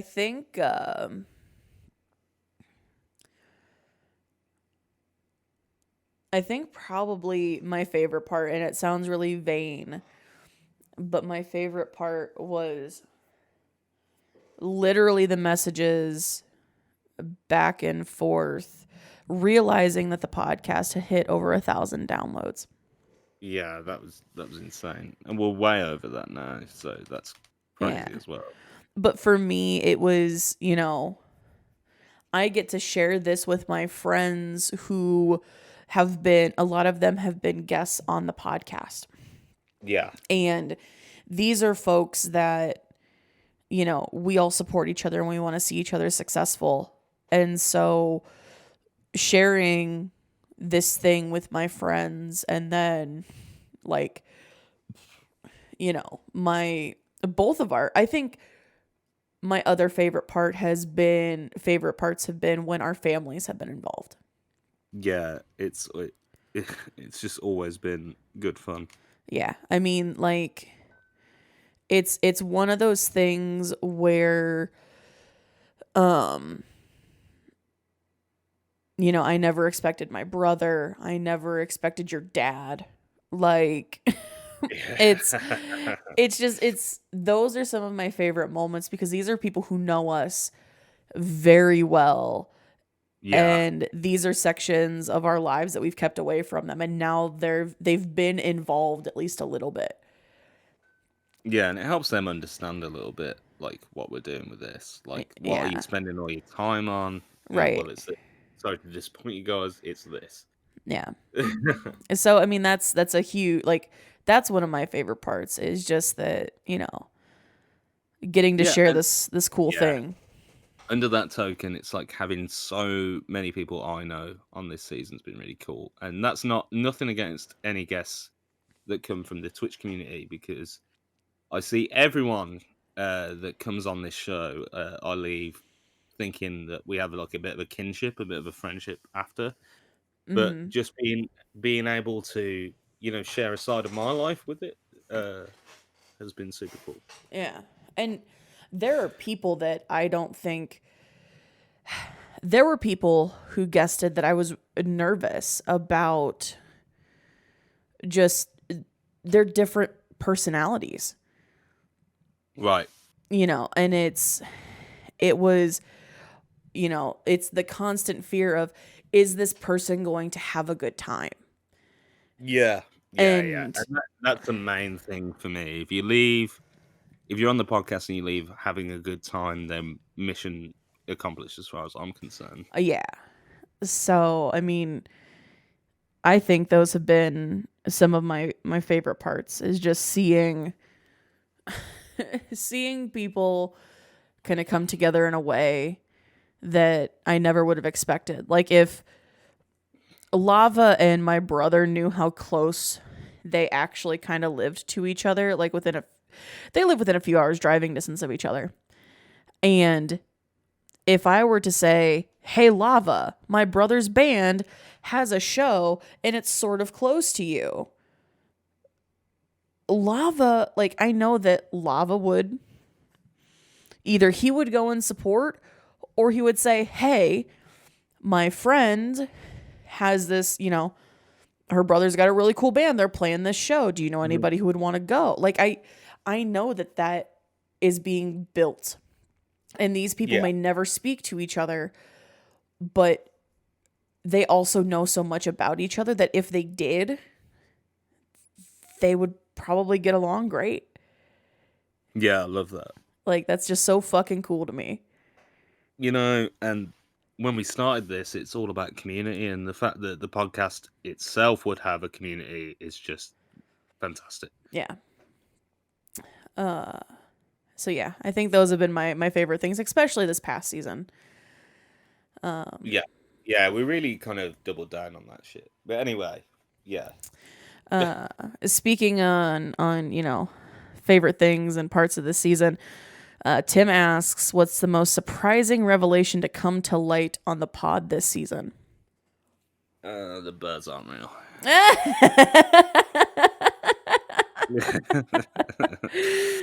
Yeah. Also, Ginger hates Napoleon like a bunch. Wow. So much. It's just like the level of hatred. Like, calling me out like that. Yeah, sorry, you're in breach of the Treaty of Versailles.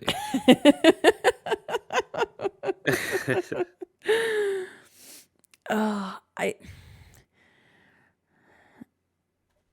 trying to think. I mean, like, honest answer, pretty much everything in the dating advice section. The Sibian having the Sibian having a lifespan in 2022, that shocked me. Oh, dude. And to just think I'm sitting on just my ass right now. What a loser. Also, people love talking about shitting with their asses in a way that, to a degree that I'll never understand, but it's cool.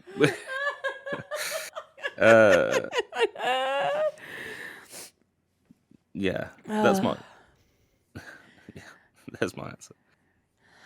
I think the most surprising revelation is that there's a joke, Tim, I want you to know there's a joke that's probably going to haunt me for the rest of my internet career. That's all because of you. But like, that there are folks who listen through to the very tail end of the episode, and they don't just like listen to the beginning as like a pity listen, that there are people who actually listen all the way through and can reference and joke, and that's because I don't value myself and my content enough, that like, it was funny. I mentioned in an episode in passing that I couldn't remember what our original mundane superpowers were. Mm-hmm. And 2 days after the release of that episode, I got a message from Lava that said I had to go back and double check, but this was your mundane superpower originally. Wow. Like, people will say, I don't, when we say, oh, I don't remember something, I will get a message with the answer. Yeah. What blows my mind is when we have a guest on and they start referencing the pod. I'm like, what? Oh, dude. Yeah. Or people who've listened to it and they, like Tim, just flipping the entire fucking script on us. We were not prepared. We were like, yeah, it'll be fine. Everything will be fine. And this motherfucker's in here flipping tables like an angry panda. And I'm like, fuck, okay. Yeah. So, I mean, like, people listening all the way through, and Oh, because that is a marathon, not a sprint, guys. To get to the end of one of these, I can't believe anyone gets there. Yeah. I mean, you guys are just absolutely crazy. I absolutely love it. Thank you. Place yourselves on the scholar tier. Yeah. Pod scholars. Anyone that's a pod scholar, I fucking, I love you dearly. Anyone that only listens to the beginning, fuck you, because you've not made it this far anyway.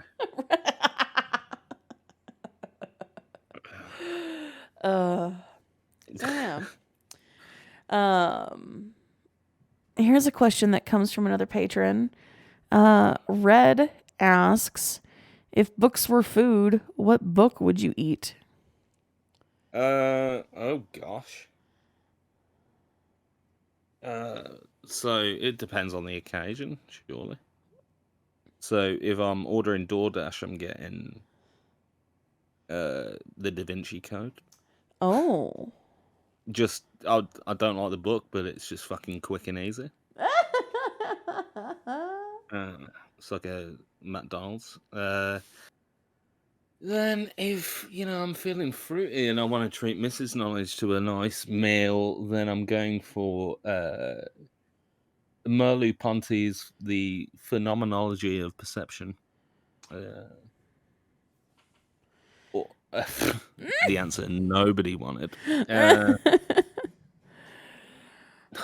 Don't ask a guy that fucking teaches literature for a living this question, because you're gonna be sorrowfully disappointed every time I say anything. I'm like, Clarissa, or Bleak House by Charles Dickens. No, I could eat any book. Any book. It would be. I'm literally looking at my bookshelf and wishing I was a bit more hungry. I looked at mine. I've got nothing that's gonna really excite anyone as an answer here. I just realized I have 2 copies of The Kite Runner. Oh, fuck me. Also, the answer nobody wanted. Well, yeah.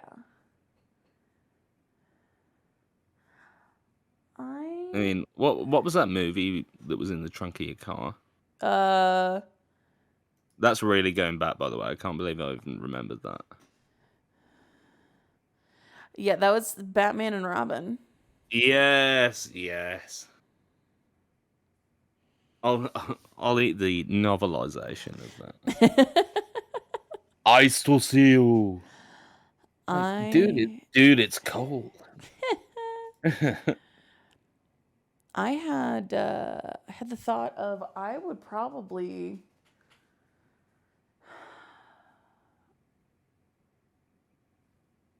one of these biographies that I've got. I've got Kevin Smith's Tough Shit. Yeah. So you're eating shit. I mean, that's the thing, is I don't want to eat shit. I mean, I have a Bible on my shelf. Yeah, don't eat that. You'll just feel bad about it in the morning. Dude, all of my fucking all of my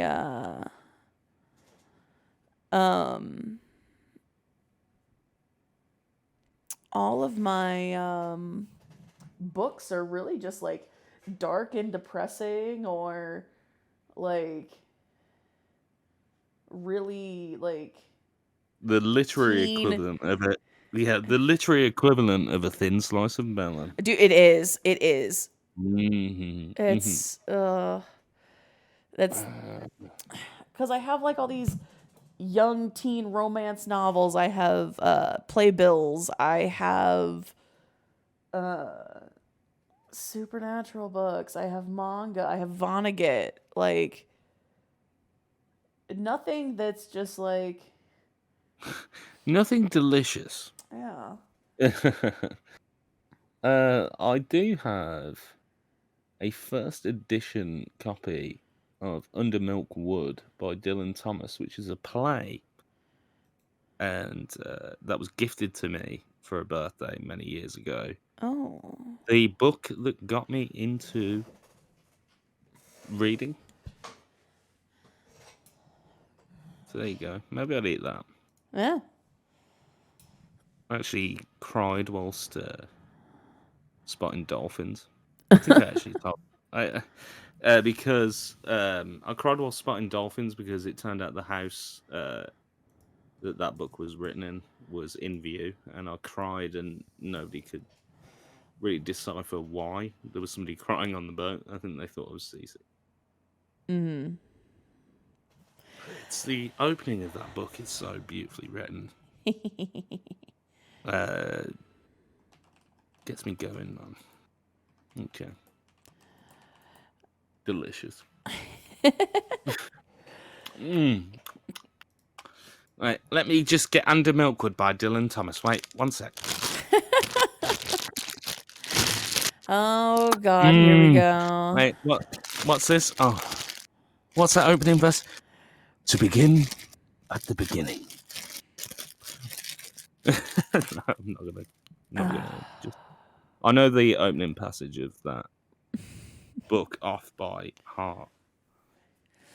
So maybe I will ruffle the chip bag whilst reciting that, if you'd allow me to. I mean, go for it. All right, just let me get into character. Let me just get my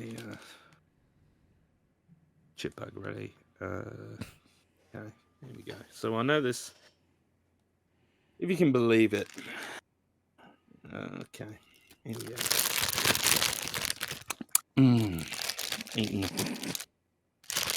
To begin at the beginning. It is spring, moonless night in the small town. Starless. And Bible black.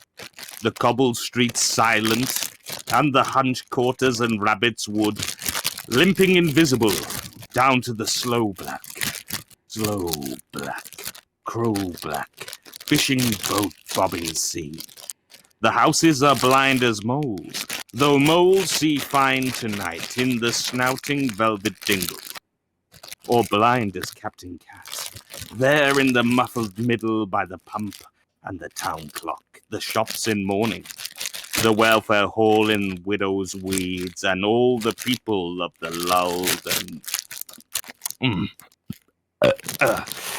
and dumbfounded town are sleeping now.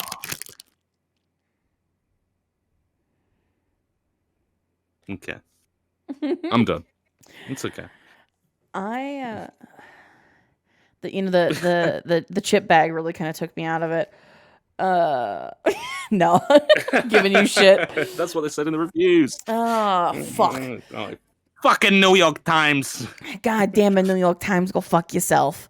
The more I think about it, one of my favorite books that I reference from time to time, but I can only handle reading once every couple of years, is a book that touches on some more like heavy topics, but it was the first book to ever make me, it's what broke the dam of like, I don't cry at TVs and movies and books and shit like that. This book broke the dam.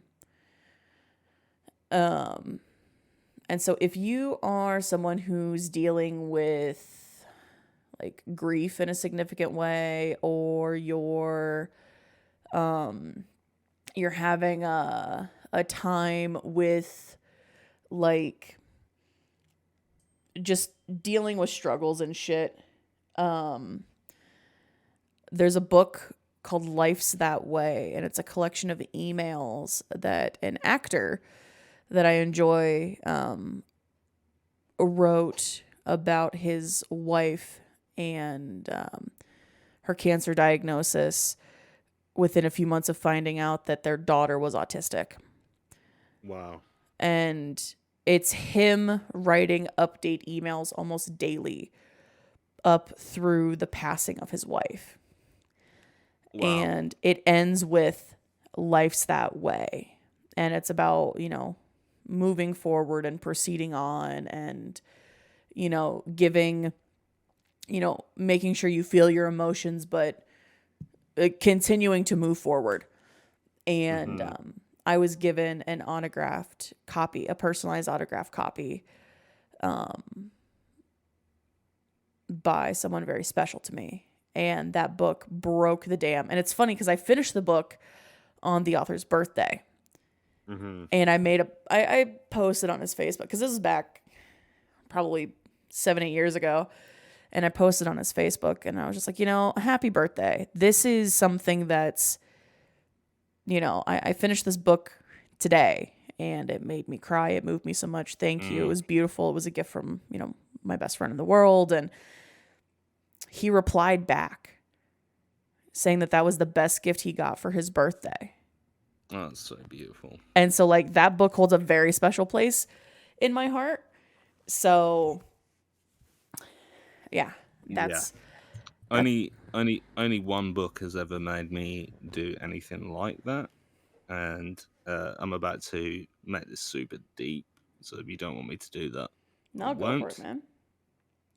So maybe 8 years ago, a friend of mine was stabbed to death.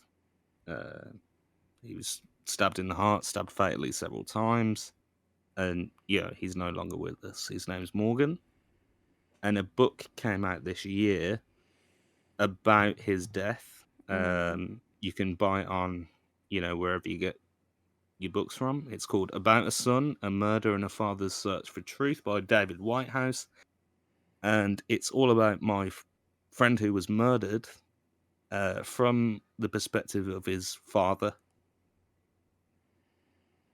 And it takes literal... So it took his father's diary entries and turned it into prose. And that shit hit me like nothing else. And that shit was really fucking weird to look through. Did you read it at all? Because I remember us talking about it. Yeah, so I've finally bit the bullet and made it through. It was really, really tough. Yeah, yeah, that shit's hard. Yeah, would not eat that. So sorry. No. But you can if you want. It actually has a bunch of 5-star reviews, and you know the reviews say it actually revolutionizes the way true crime is put on the page. So you know, despite all of the ugliness of that situation, this is a real tome about how a father deals with something like that. You know, in such a viscerally real way. And if you're looking for something to make you feel away, it equally funny as well, the way that Morgan's dad used to think was so unique, and that comes out on the page, and it's well worth it. It's well worth your time. Yeah, I mean, those those kind of books are good. You know, I've got some friends who are reading a lot of like self-help books and you know, they're trying to make sure that they're, you know, being a good, well-rounded, wholesome person. And I'm like, here's the deal, man. Like, I don't need a book to tell me how to feel like a human. Like, I don't need a fucking book, man. well, because like, Yeah. I mean, Jokes aside. within the last month, you and I have had some very deep, very personal conversations. If you look at my Twitter from the last week, I go from super high highs to just pissed off and angry lows, and just kind of feeling like I'm going through something really good right now, but I have lived my life waiting for the other shoe to drop. That things can only be so good for so long, and everything's going to come crashing down around me. And, you know, I can't force that to go away, but what I can do is take all that negative energy and go, you know what? But I'm going to live in the high until the other shoe drops. Once that shoe drops, we'll deal with it. Yeah. Like finding the good in everything. That's yeah. 100%. 100%. Anyway, Red, sorry, you got way more than you bargained for there. You're welcome, Red. We're gonna mix it up with some non-patron questions, and we'll get back to some of you patrons here in a few. Friend of the podcast, Real Andy DeSeal. Favorite place you vacationed? Easy for me. Definitely when I worked in Sicily making olive oil. Oh, that or New York City.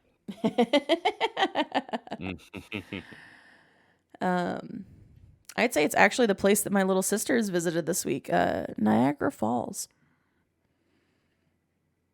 I can always hear Roy Malloy waking up. He played Paris this evening. I'd like to think that he had a little twitch in his like tour bed, and he's asked everyone to vacate so he can jack off. But yeah, no, my favorite place of vacation is Niagara Falls. My little sister sent me some photos, and my dad's girlfriend put some photos up on Facebook of the vacation.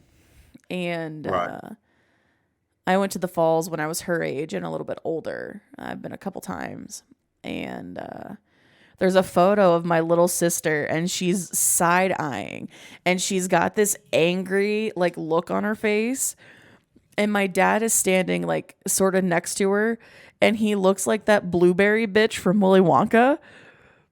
Oh yeah. What? Veruca Salt. Violet, why are you turning violet? Oh yeah, Violet. Violet Beauregard. Yeah, Violet Beauregard, that's it. So my dad looks like fucking Violet Beauregard. He's got this big old fucking blue poncho and these skinny little white chicken legs. And he's wearing he's wearing trainers. Like, I mean, it's so fucking funny. And I texted her and I was like, dude, this photo has me dying. I'm in public and I can't breathe. Because I said, Dad looks like that blueberry bitch from Willy Wonka. that blueberry bitch. Love that so much. And like, so she started sending me pictures, but she's been at the falls this last week. And I mean, I think I don't think they crossed over into Canada. But I know that they did like the Maid of the Mist so they could get up real tight to the falls and stuff like that. And, I'm really excited that she got to do that because that's my absolute favorite place I've been to in the world so far. If you want to know the energy of Ginger's dad looking like Violet Beauregard, here it is. God damn it.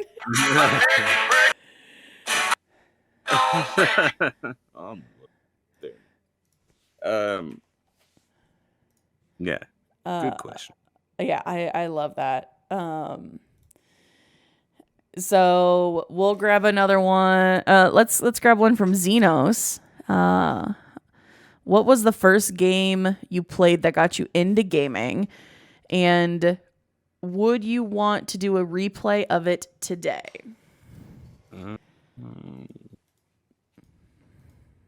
Okay. Probably Sonic 2. Oh, shit. Yeah, on the Genesis. And yes, I would. They won't let me not play it.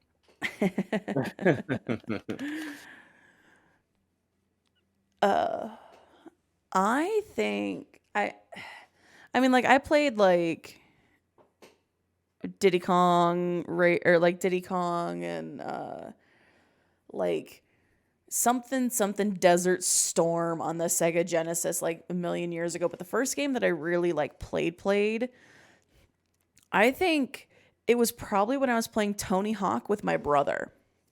Yeah, that's cool.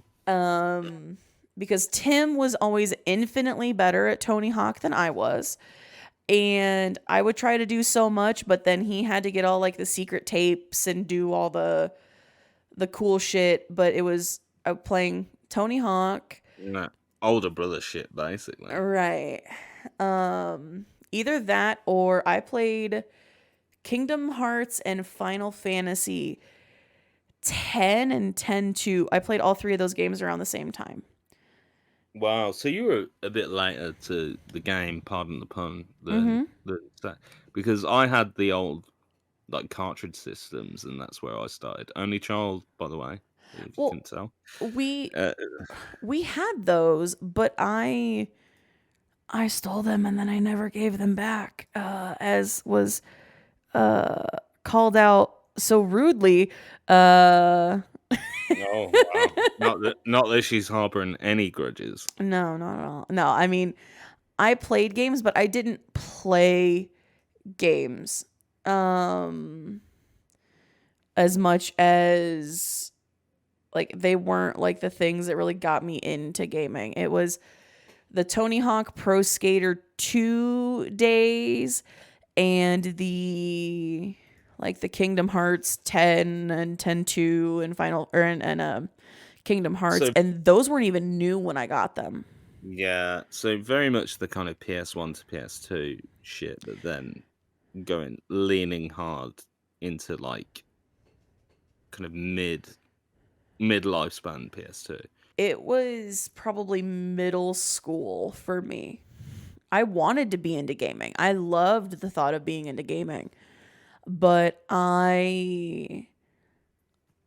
we just didn't really have the systems for it. Yeah, and I was just a collector. I've still got them all today. I've got my Genesis. I've got the Master System. I've got the Dreamcast. Wow. Yeah. So I'm big into retro gaming, more so than maybe current. I would love. So I've actually been secretly talking to people about getting into and doing replays of like the Chrono Cross, Chrono Trigger, all the way through Final Fantasy, 1 through probably 11 or 12, and then doing because I'm also playing through Resident Evil for the first. Right. Oh, I'm playing through Resident Evil really for the first time. But I would love. It's on my wish list, and I'll eventually buy it. But I really want to play Tony Hawk again, and I just haven't sat down and, I didn't bite the bullet and buy the game yet.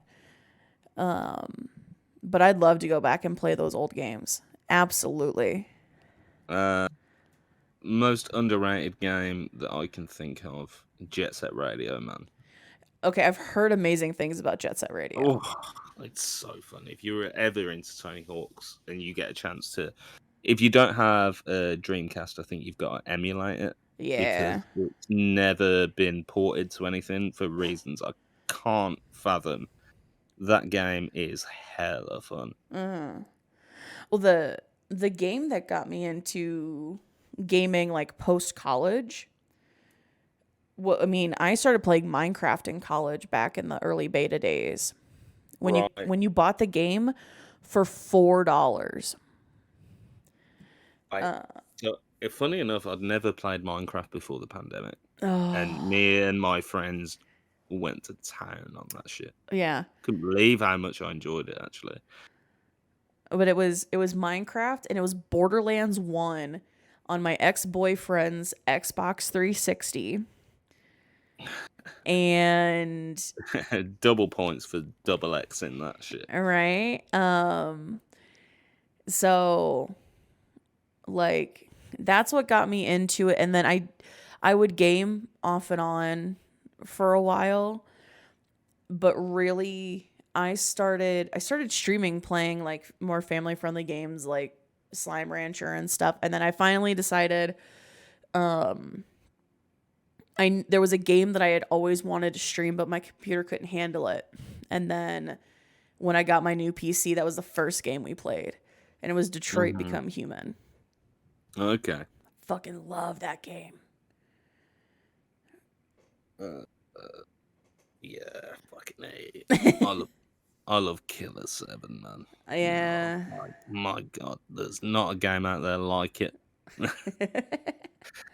There just isn't. I've never played anything like it, and that just, that's what excited me in that generation about games, just coming across something that was not like anything else. And that's maybe the thing I'm missing right now, because fun games very hand-holdy now. Yeah. Well, I'm playing through Resident Evil 1, and it's the HD remaster. So, I mean, the graphics are updated a little bit, but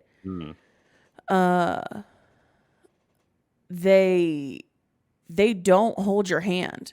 And I accidentally cut a random chunk of the game out. I went somewhere early because I was just exploring, and I just cut a giant chunk of the story out. And I'm like, well, fuck, I don't know what's actually happening. I mean, I know the story of Resident Evil, but I don't know what's happening in the game. I don't know what I need to be doing.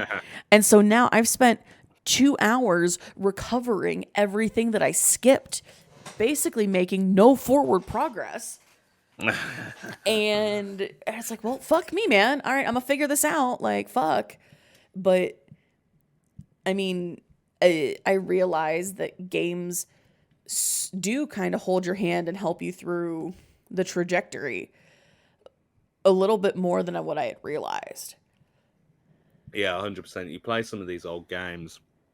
Nintendo is still very good at this. Where Nintendo, it's just like you open it up and you're given limited information as to what you've got to do. Right.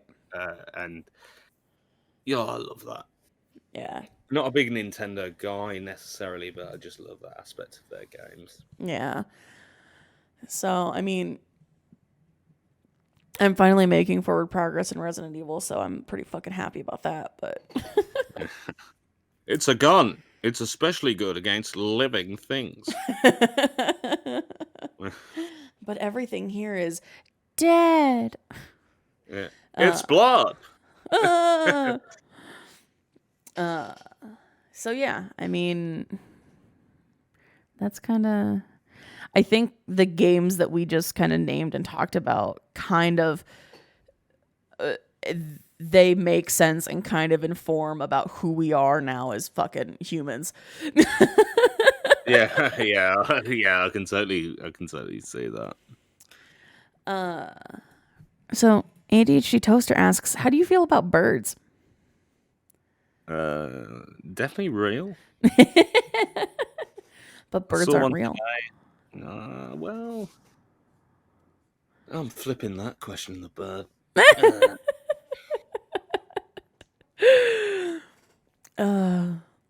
We've been laughing about that for since Toast and I have been laughing about that since that recording. Opening that can of worms, but then again, birds won't eat them because they're not real. I mean, exactly. The early bird catches the terrorist. So real question from Toast. Are you happy with the success that we've had with this? No, there's always room for more. Ah! No, of course I am. Of course I am. If we could call it success, I think we can at this point. Anybody has listened to it, it's a success in my book. Yeah, it's more of a success than I ever imagined it would be. So, on that metric alone, I mean, you can't really lose. Yeah. I would say absolutely yes, because I mean, we still have moments where we're just like, what the fuck? This is a thing that happened. Like, wait, what? Yeah, that's true. So, I mean, I will be happy with the success of this through the point that it ends up ending, because, you know, it will one day end in some way, shape, or form. Like, I mean, that everything inevitably ends. I will look back on this and know that I'm happy with it. Yeah, I've seen things you wouldn't believe. Attack ships on fire off the shoulder of Orion. And one day, all those moments will be lost, like tears in rain.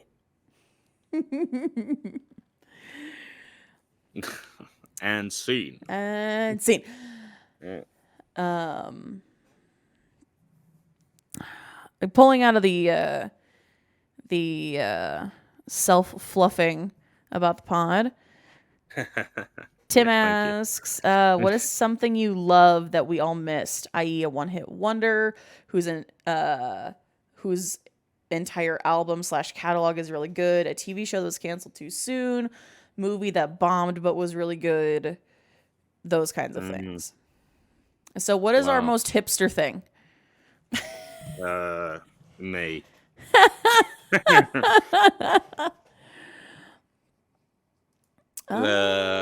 Okay.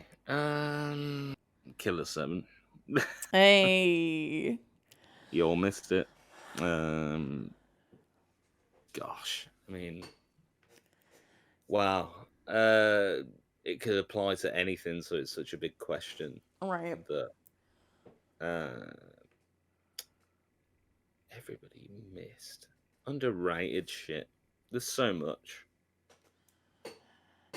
I mean, yeah. I've got an answer. And I can't wait to hear from our listeners that I've destroyed them. But there's this podcast that I was introduced to that's a narrative podcast called The Magnus Archives.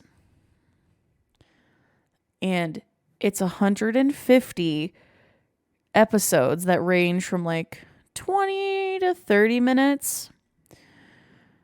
But the story and the acting in it is so good that I haven't listened to it in a hot minute, and I'm a little over halfway through, but I love it. And it's done. It's over. You can listen to it and complete it, and you know, you'll be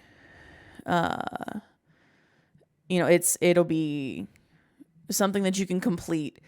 And the archives are amazing. And it's just the story is phenomenal. Okay. That's a really good answer. Yeah.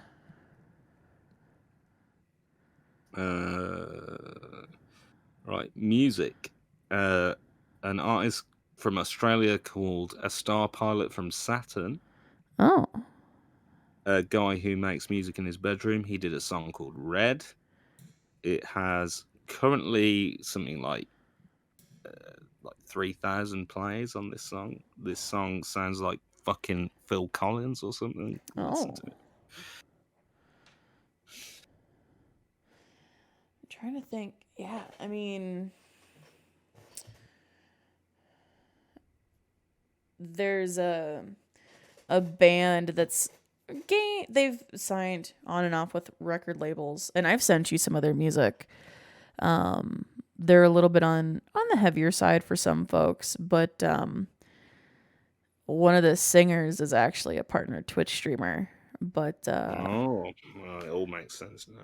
the band's name is Villain of the Story, and they're heavier, but all their lyrics are actually fairly hopeful. And like it's, you know, I listen to Villain of the Story every once in a while. And most of their discography is pretty good if that's your kind of music. But like, I don't listen to a lot of new, like, I don't branch my musical taste out very much. Which is fair enough. I mean, my fucking YouTube recommended music list is just like, here's the same 15 songs over and over and over again. You know, well, fair play to you. Whatever. But yeah. So yeah, I think those would be my two big recommendations.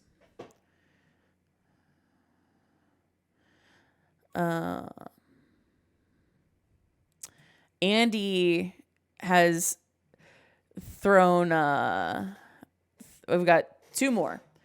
And I think it's actually kind of a perfect place to end it there after these two. Okay. Andy has given us kind of one of his jokey ones. But before that, gabagool is just a question. Hey, gabagool, I'll take that. I mean, I'm pasta handing at you. I'm Italian handing my man. Come on. If you were forced at gunpoint to take over a Bolivian intelligence agency building in 3 steps, how would you?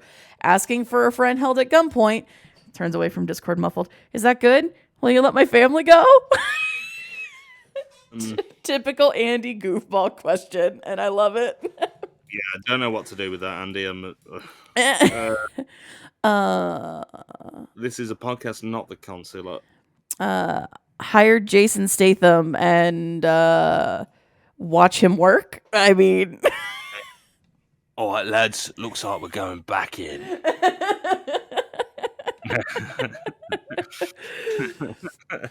The real reason the Hitman movie bombed so hard is because Jason Statham was not Agent 47. Yeah. It was just some guy. Right. And if you scan the barcode on the back of his neck, it's the same thing that goes on when Maggie goes through the cash register at The Simpsons.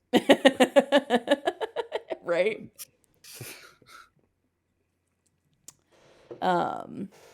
But no, Toast asked a very last pointed question. What can we look forward to with the podcast?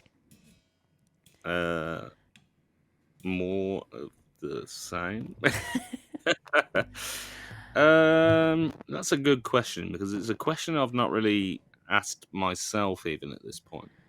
Yeah. I mean, given some of the things that I'm currently doing, we are stepping in the right direction towards the in-person podcast recording. Yeah, which, obviously that will be a highlight on the podcast calendar. Yeah.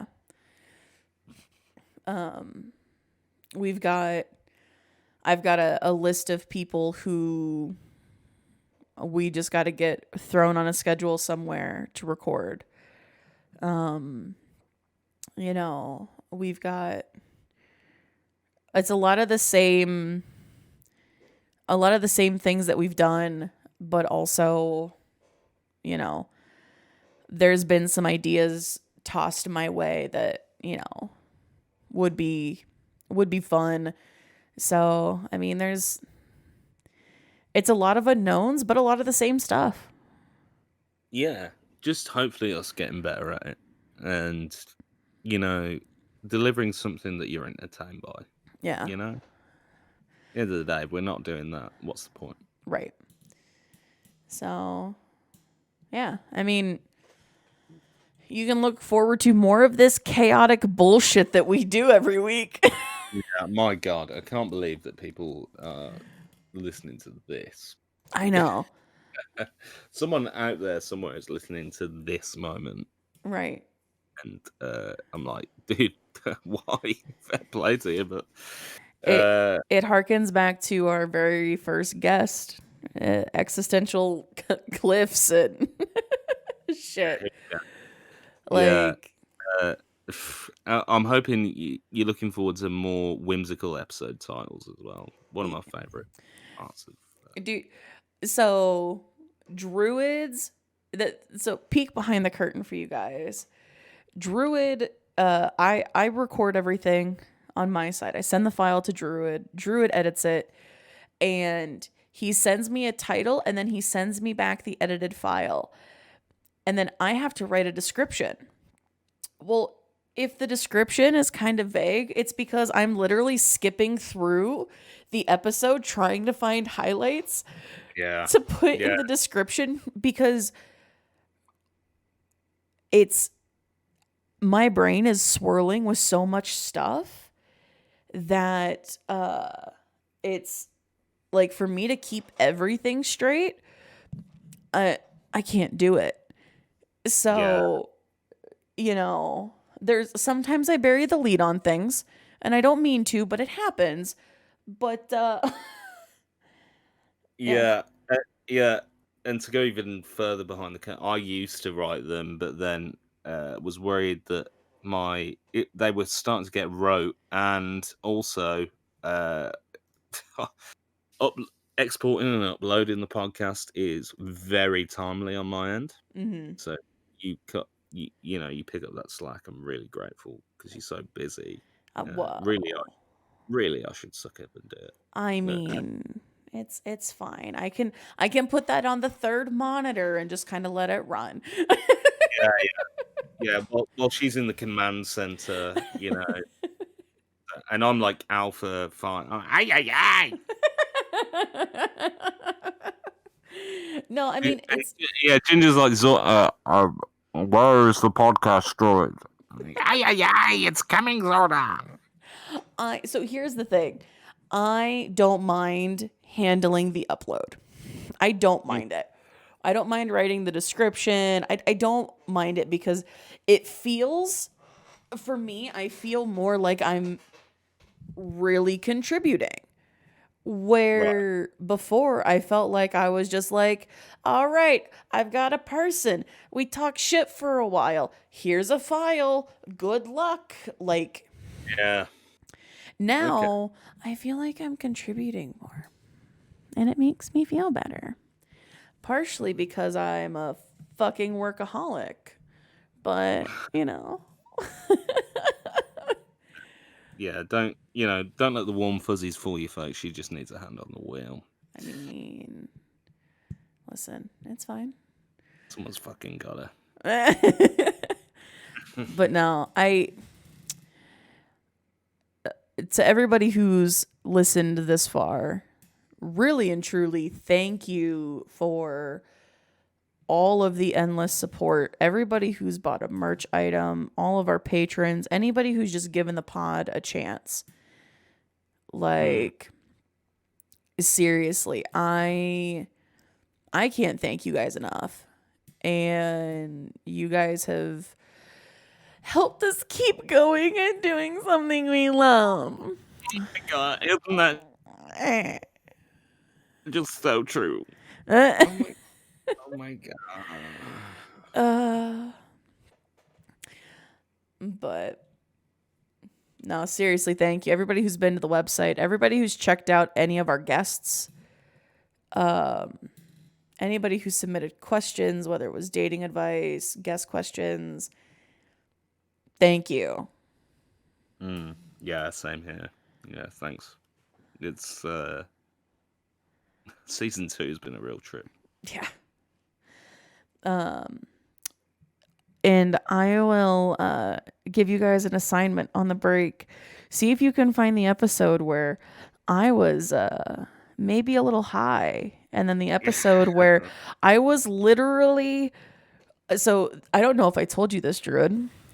There was goodness. an episode we've recorded where I had to troubleshoot and actively work during the recording because a client at work was trying to access stuff and couldn't get in, and they were trying to use it right then and there. So there was no me like, oh, I'll deal with it tomorrow. It had to be done then. Oh my god. Yeah, no idea. Jesus. Okay. Right. Yeah, I'll be looking. So if you can find that episode, I will personally send you a sticker pack from the merch store. If you can find either of those 2 episodes, that's before we come back for season 3. I love that. It's so good.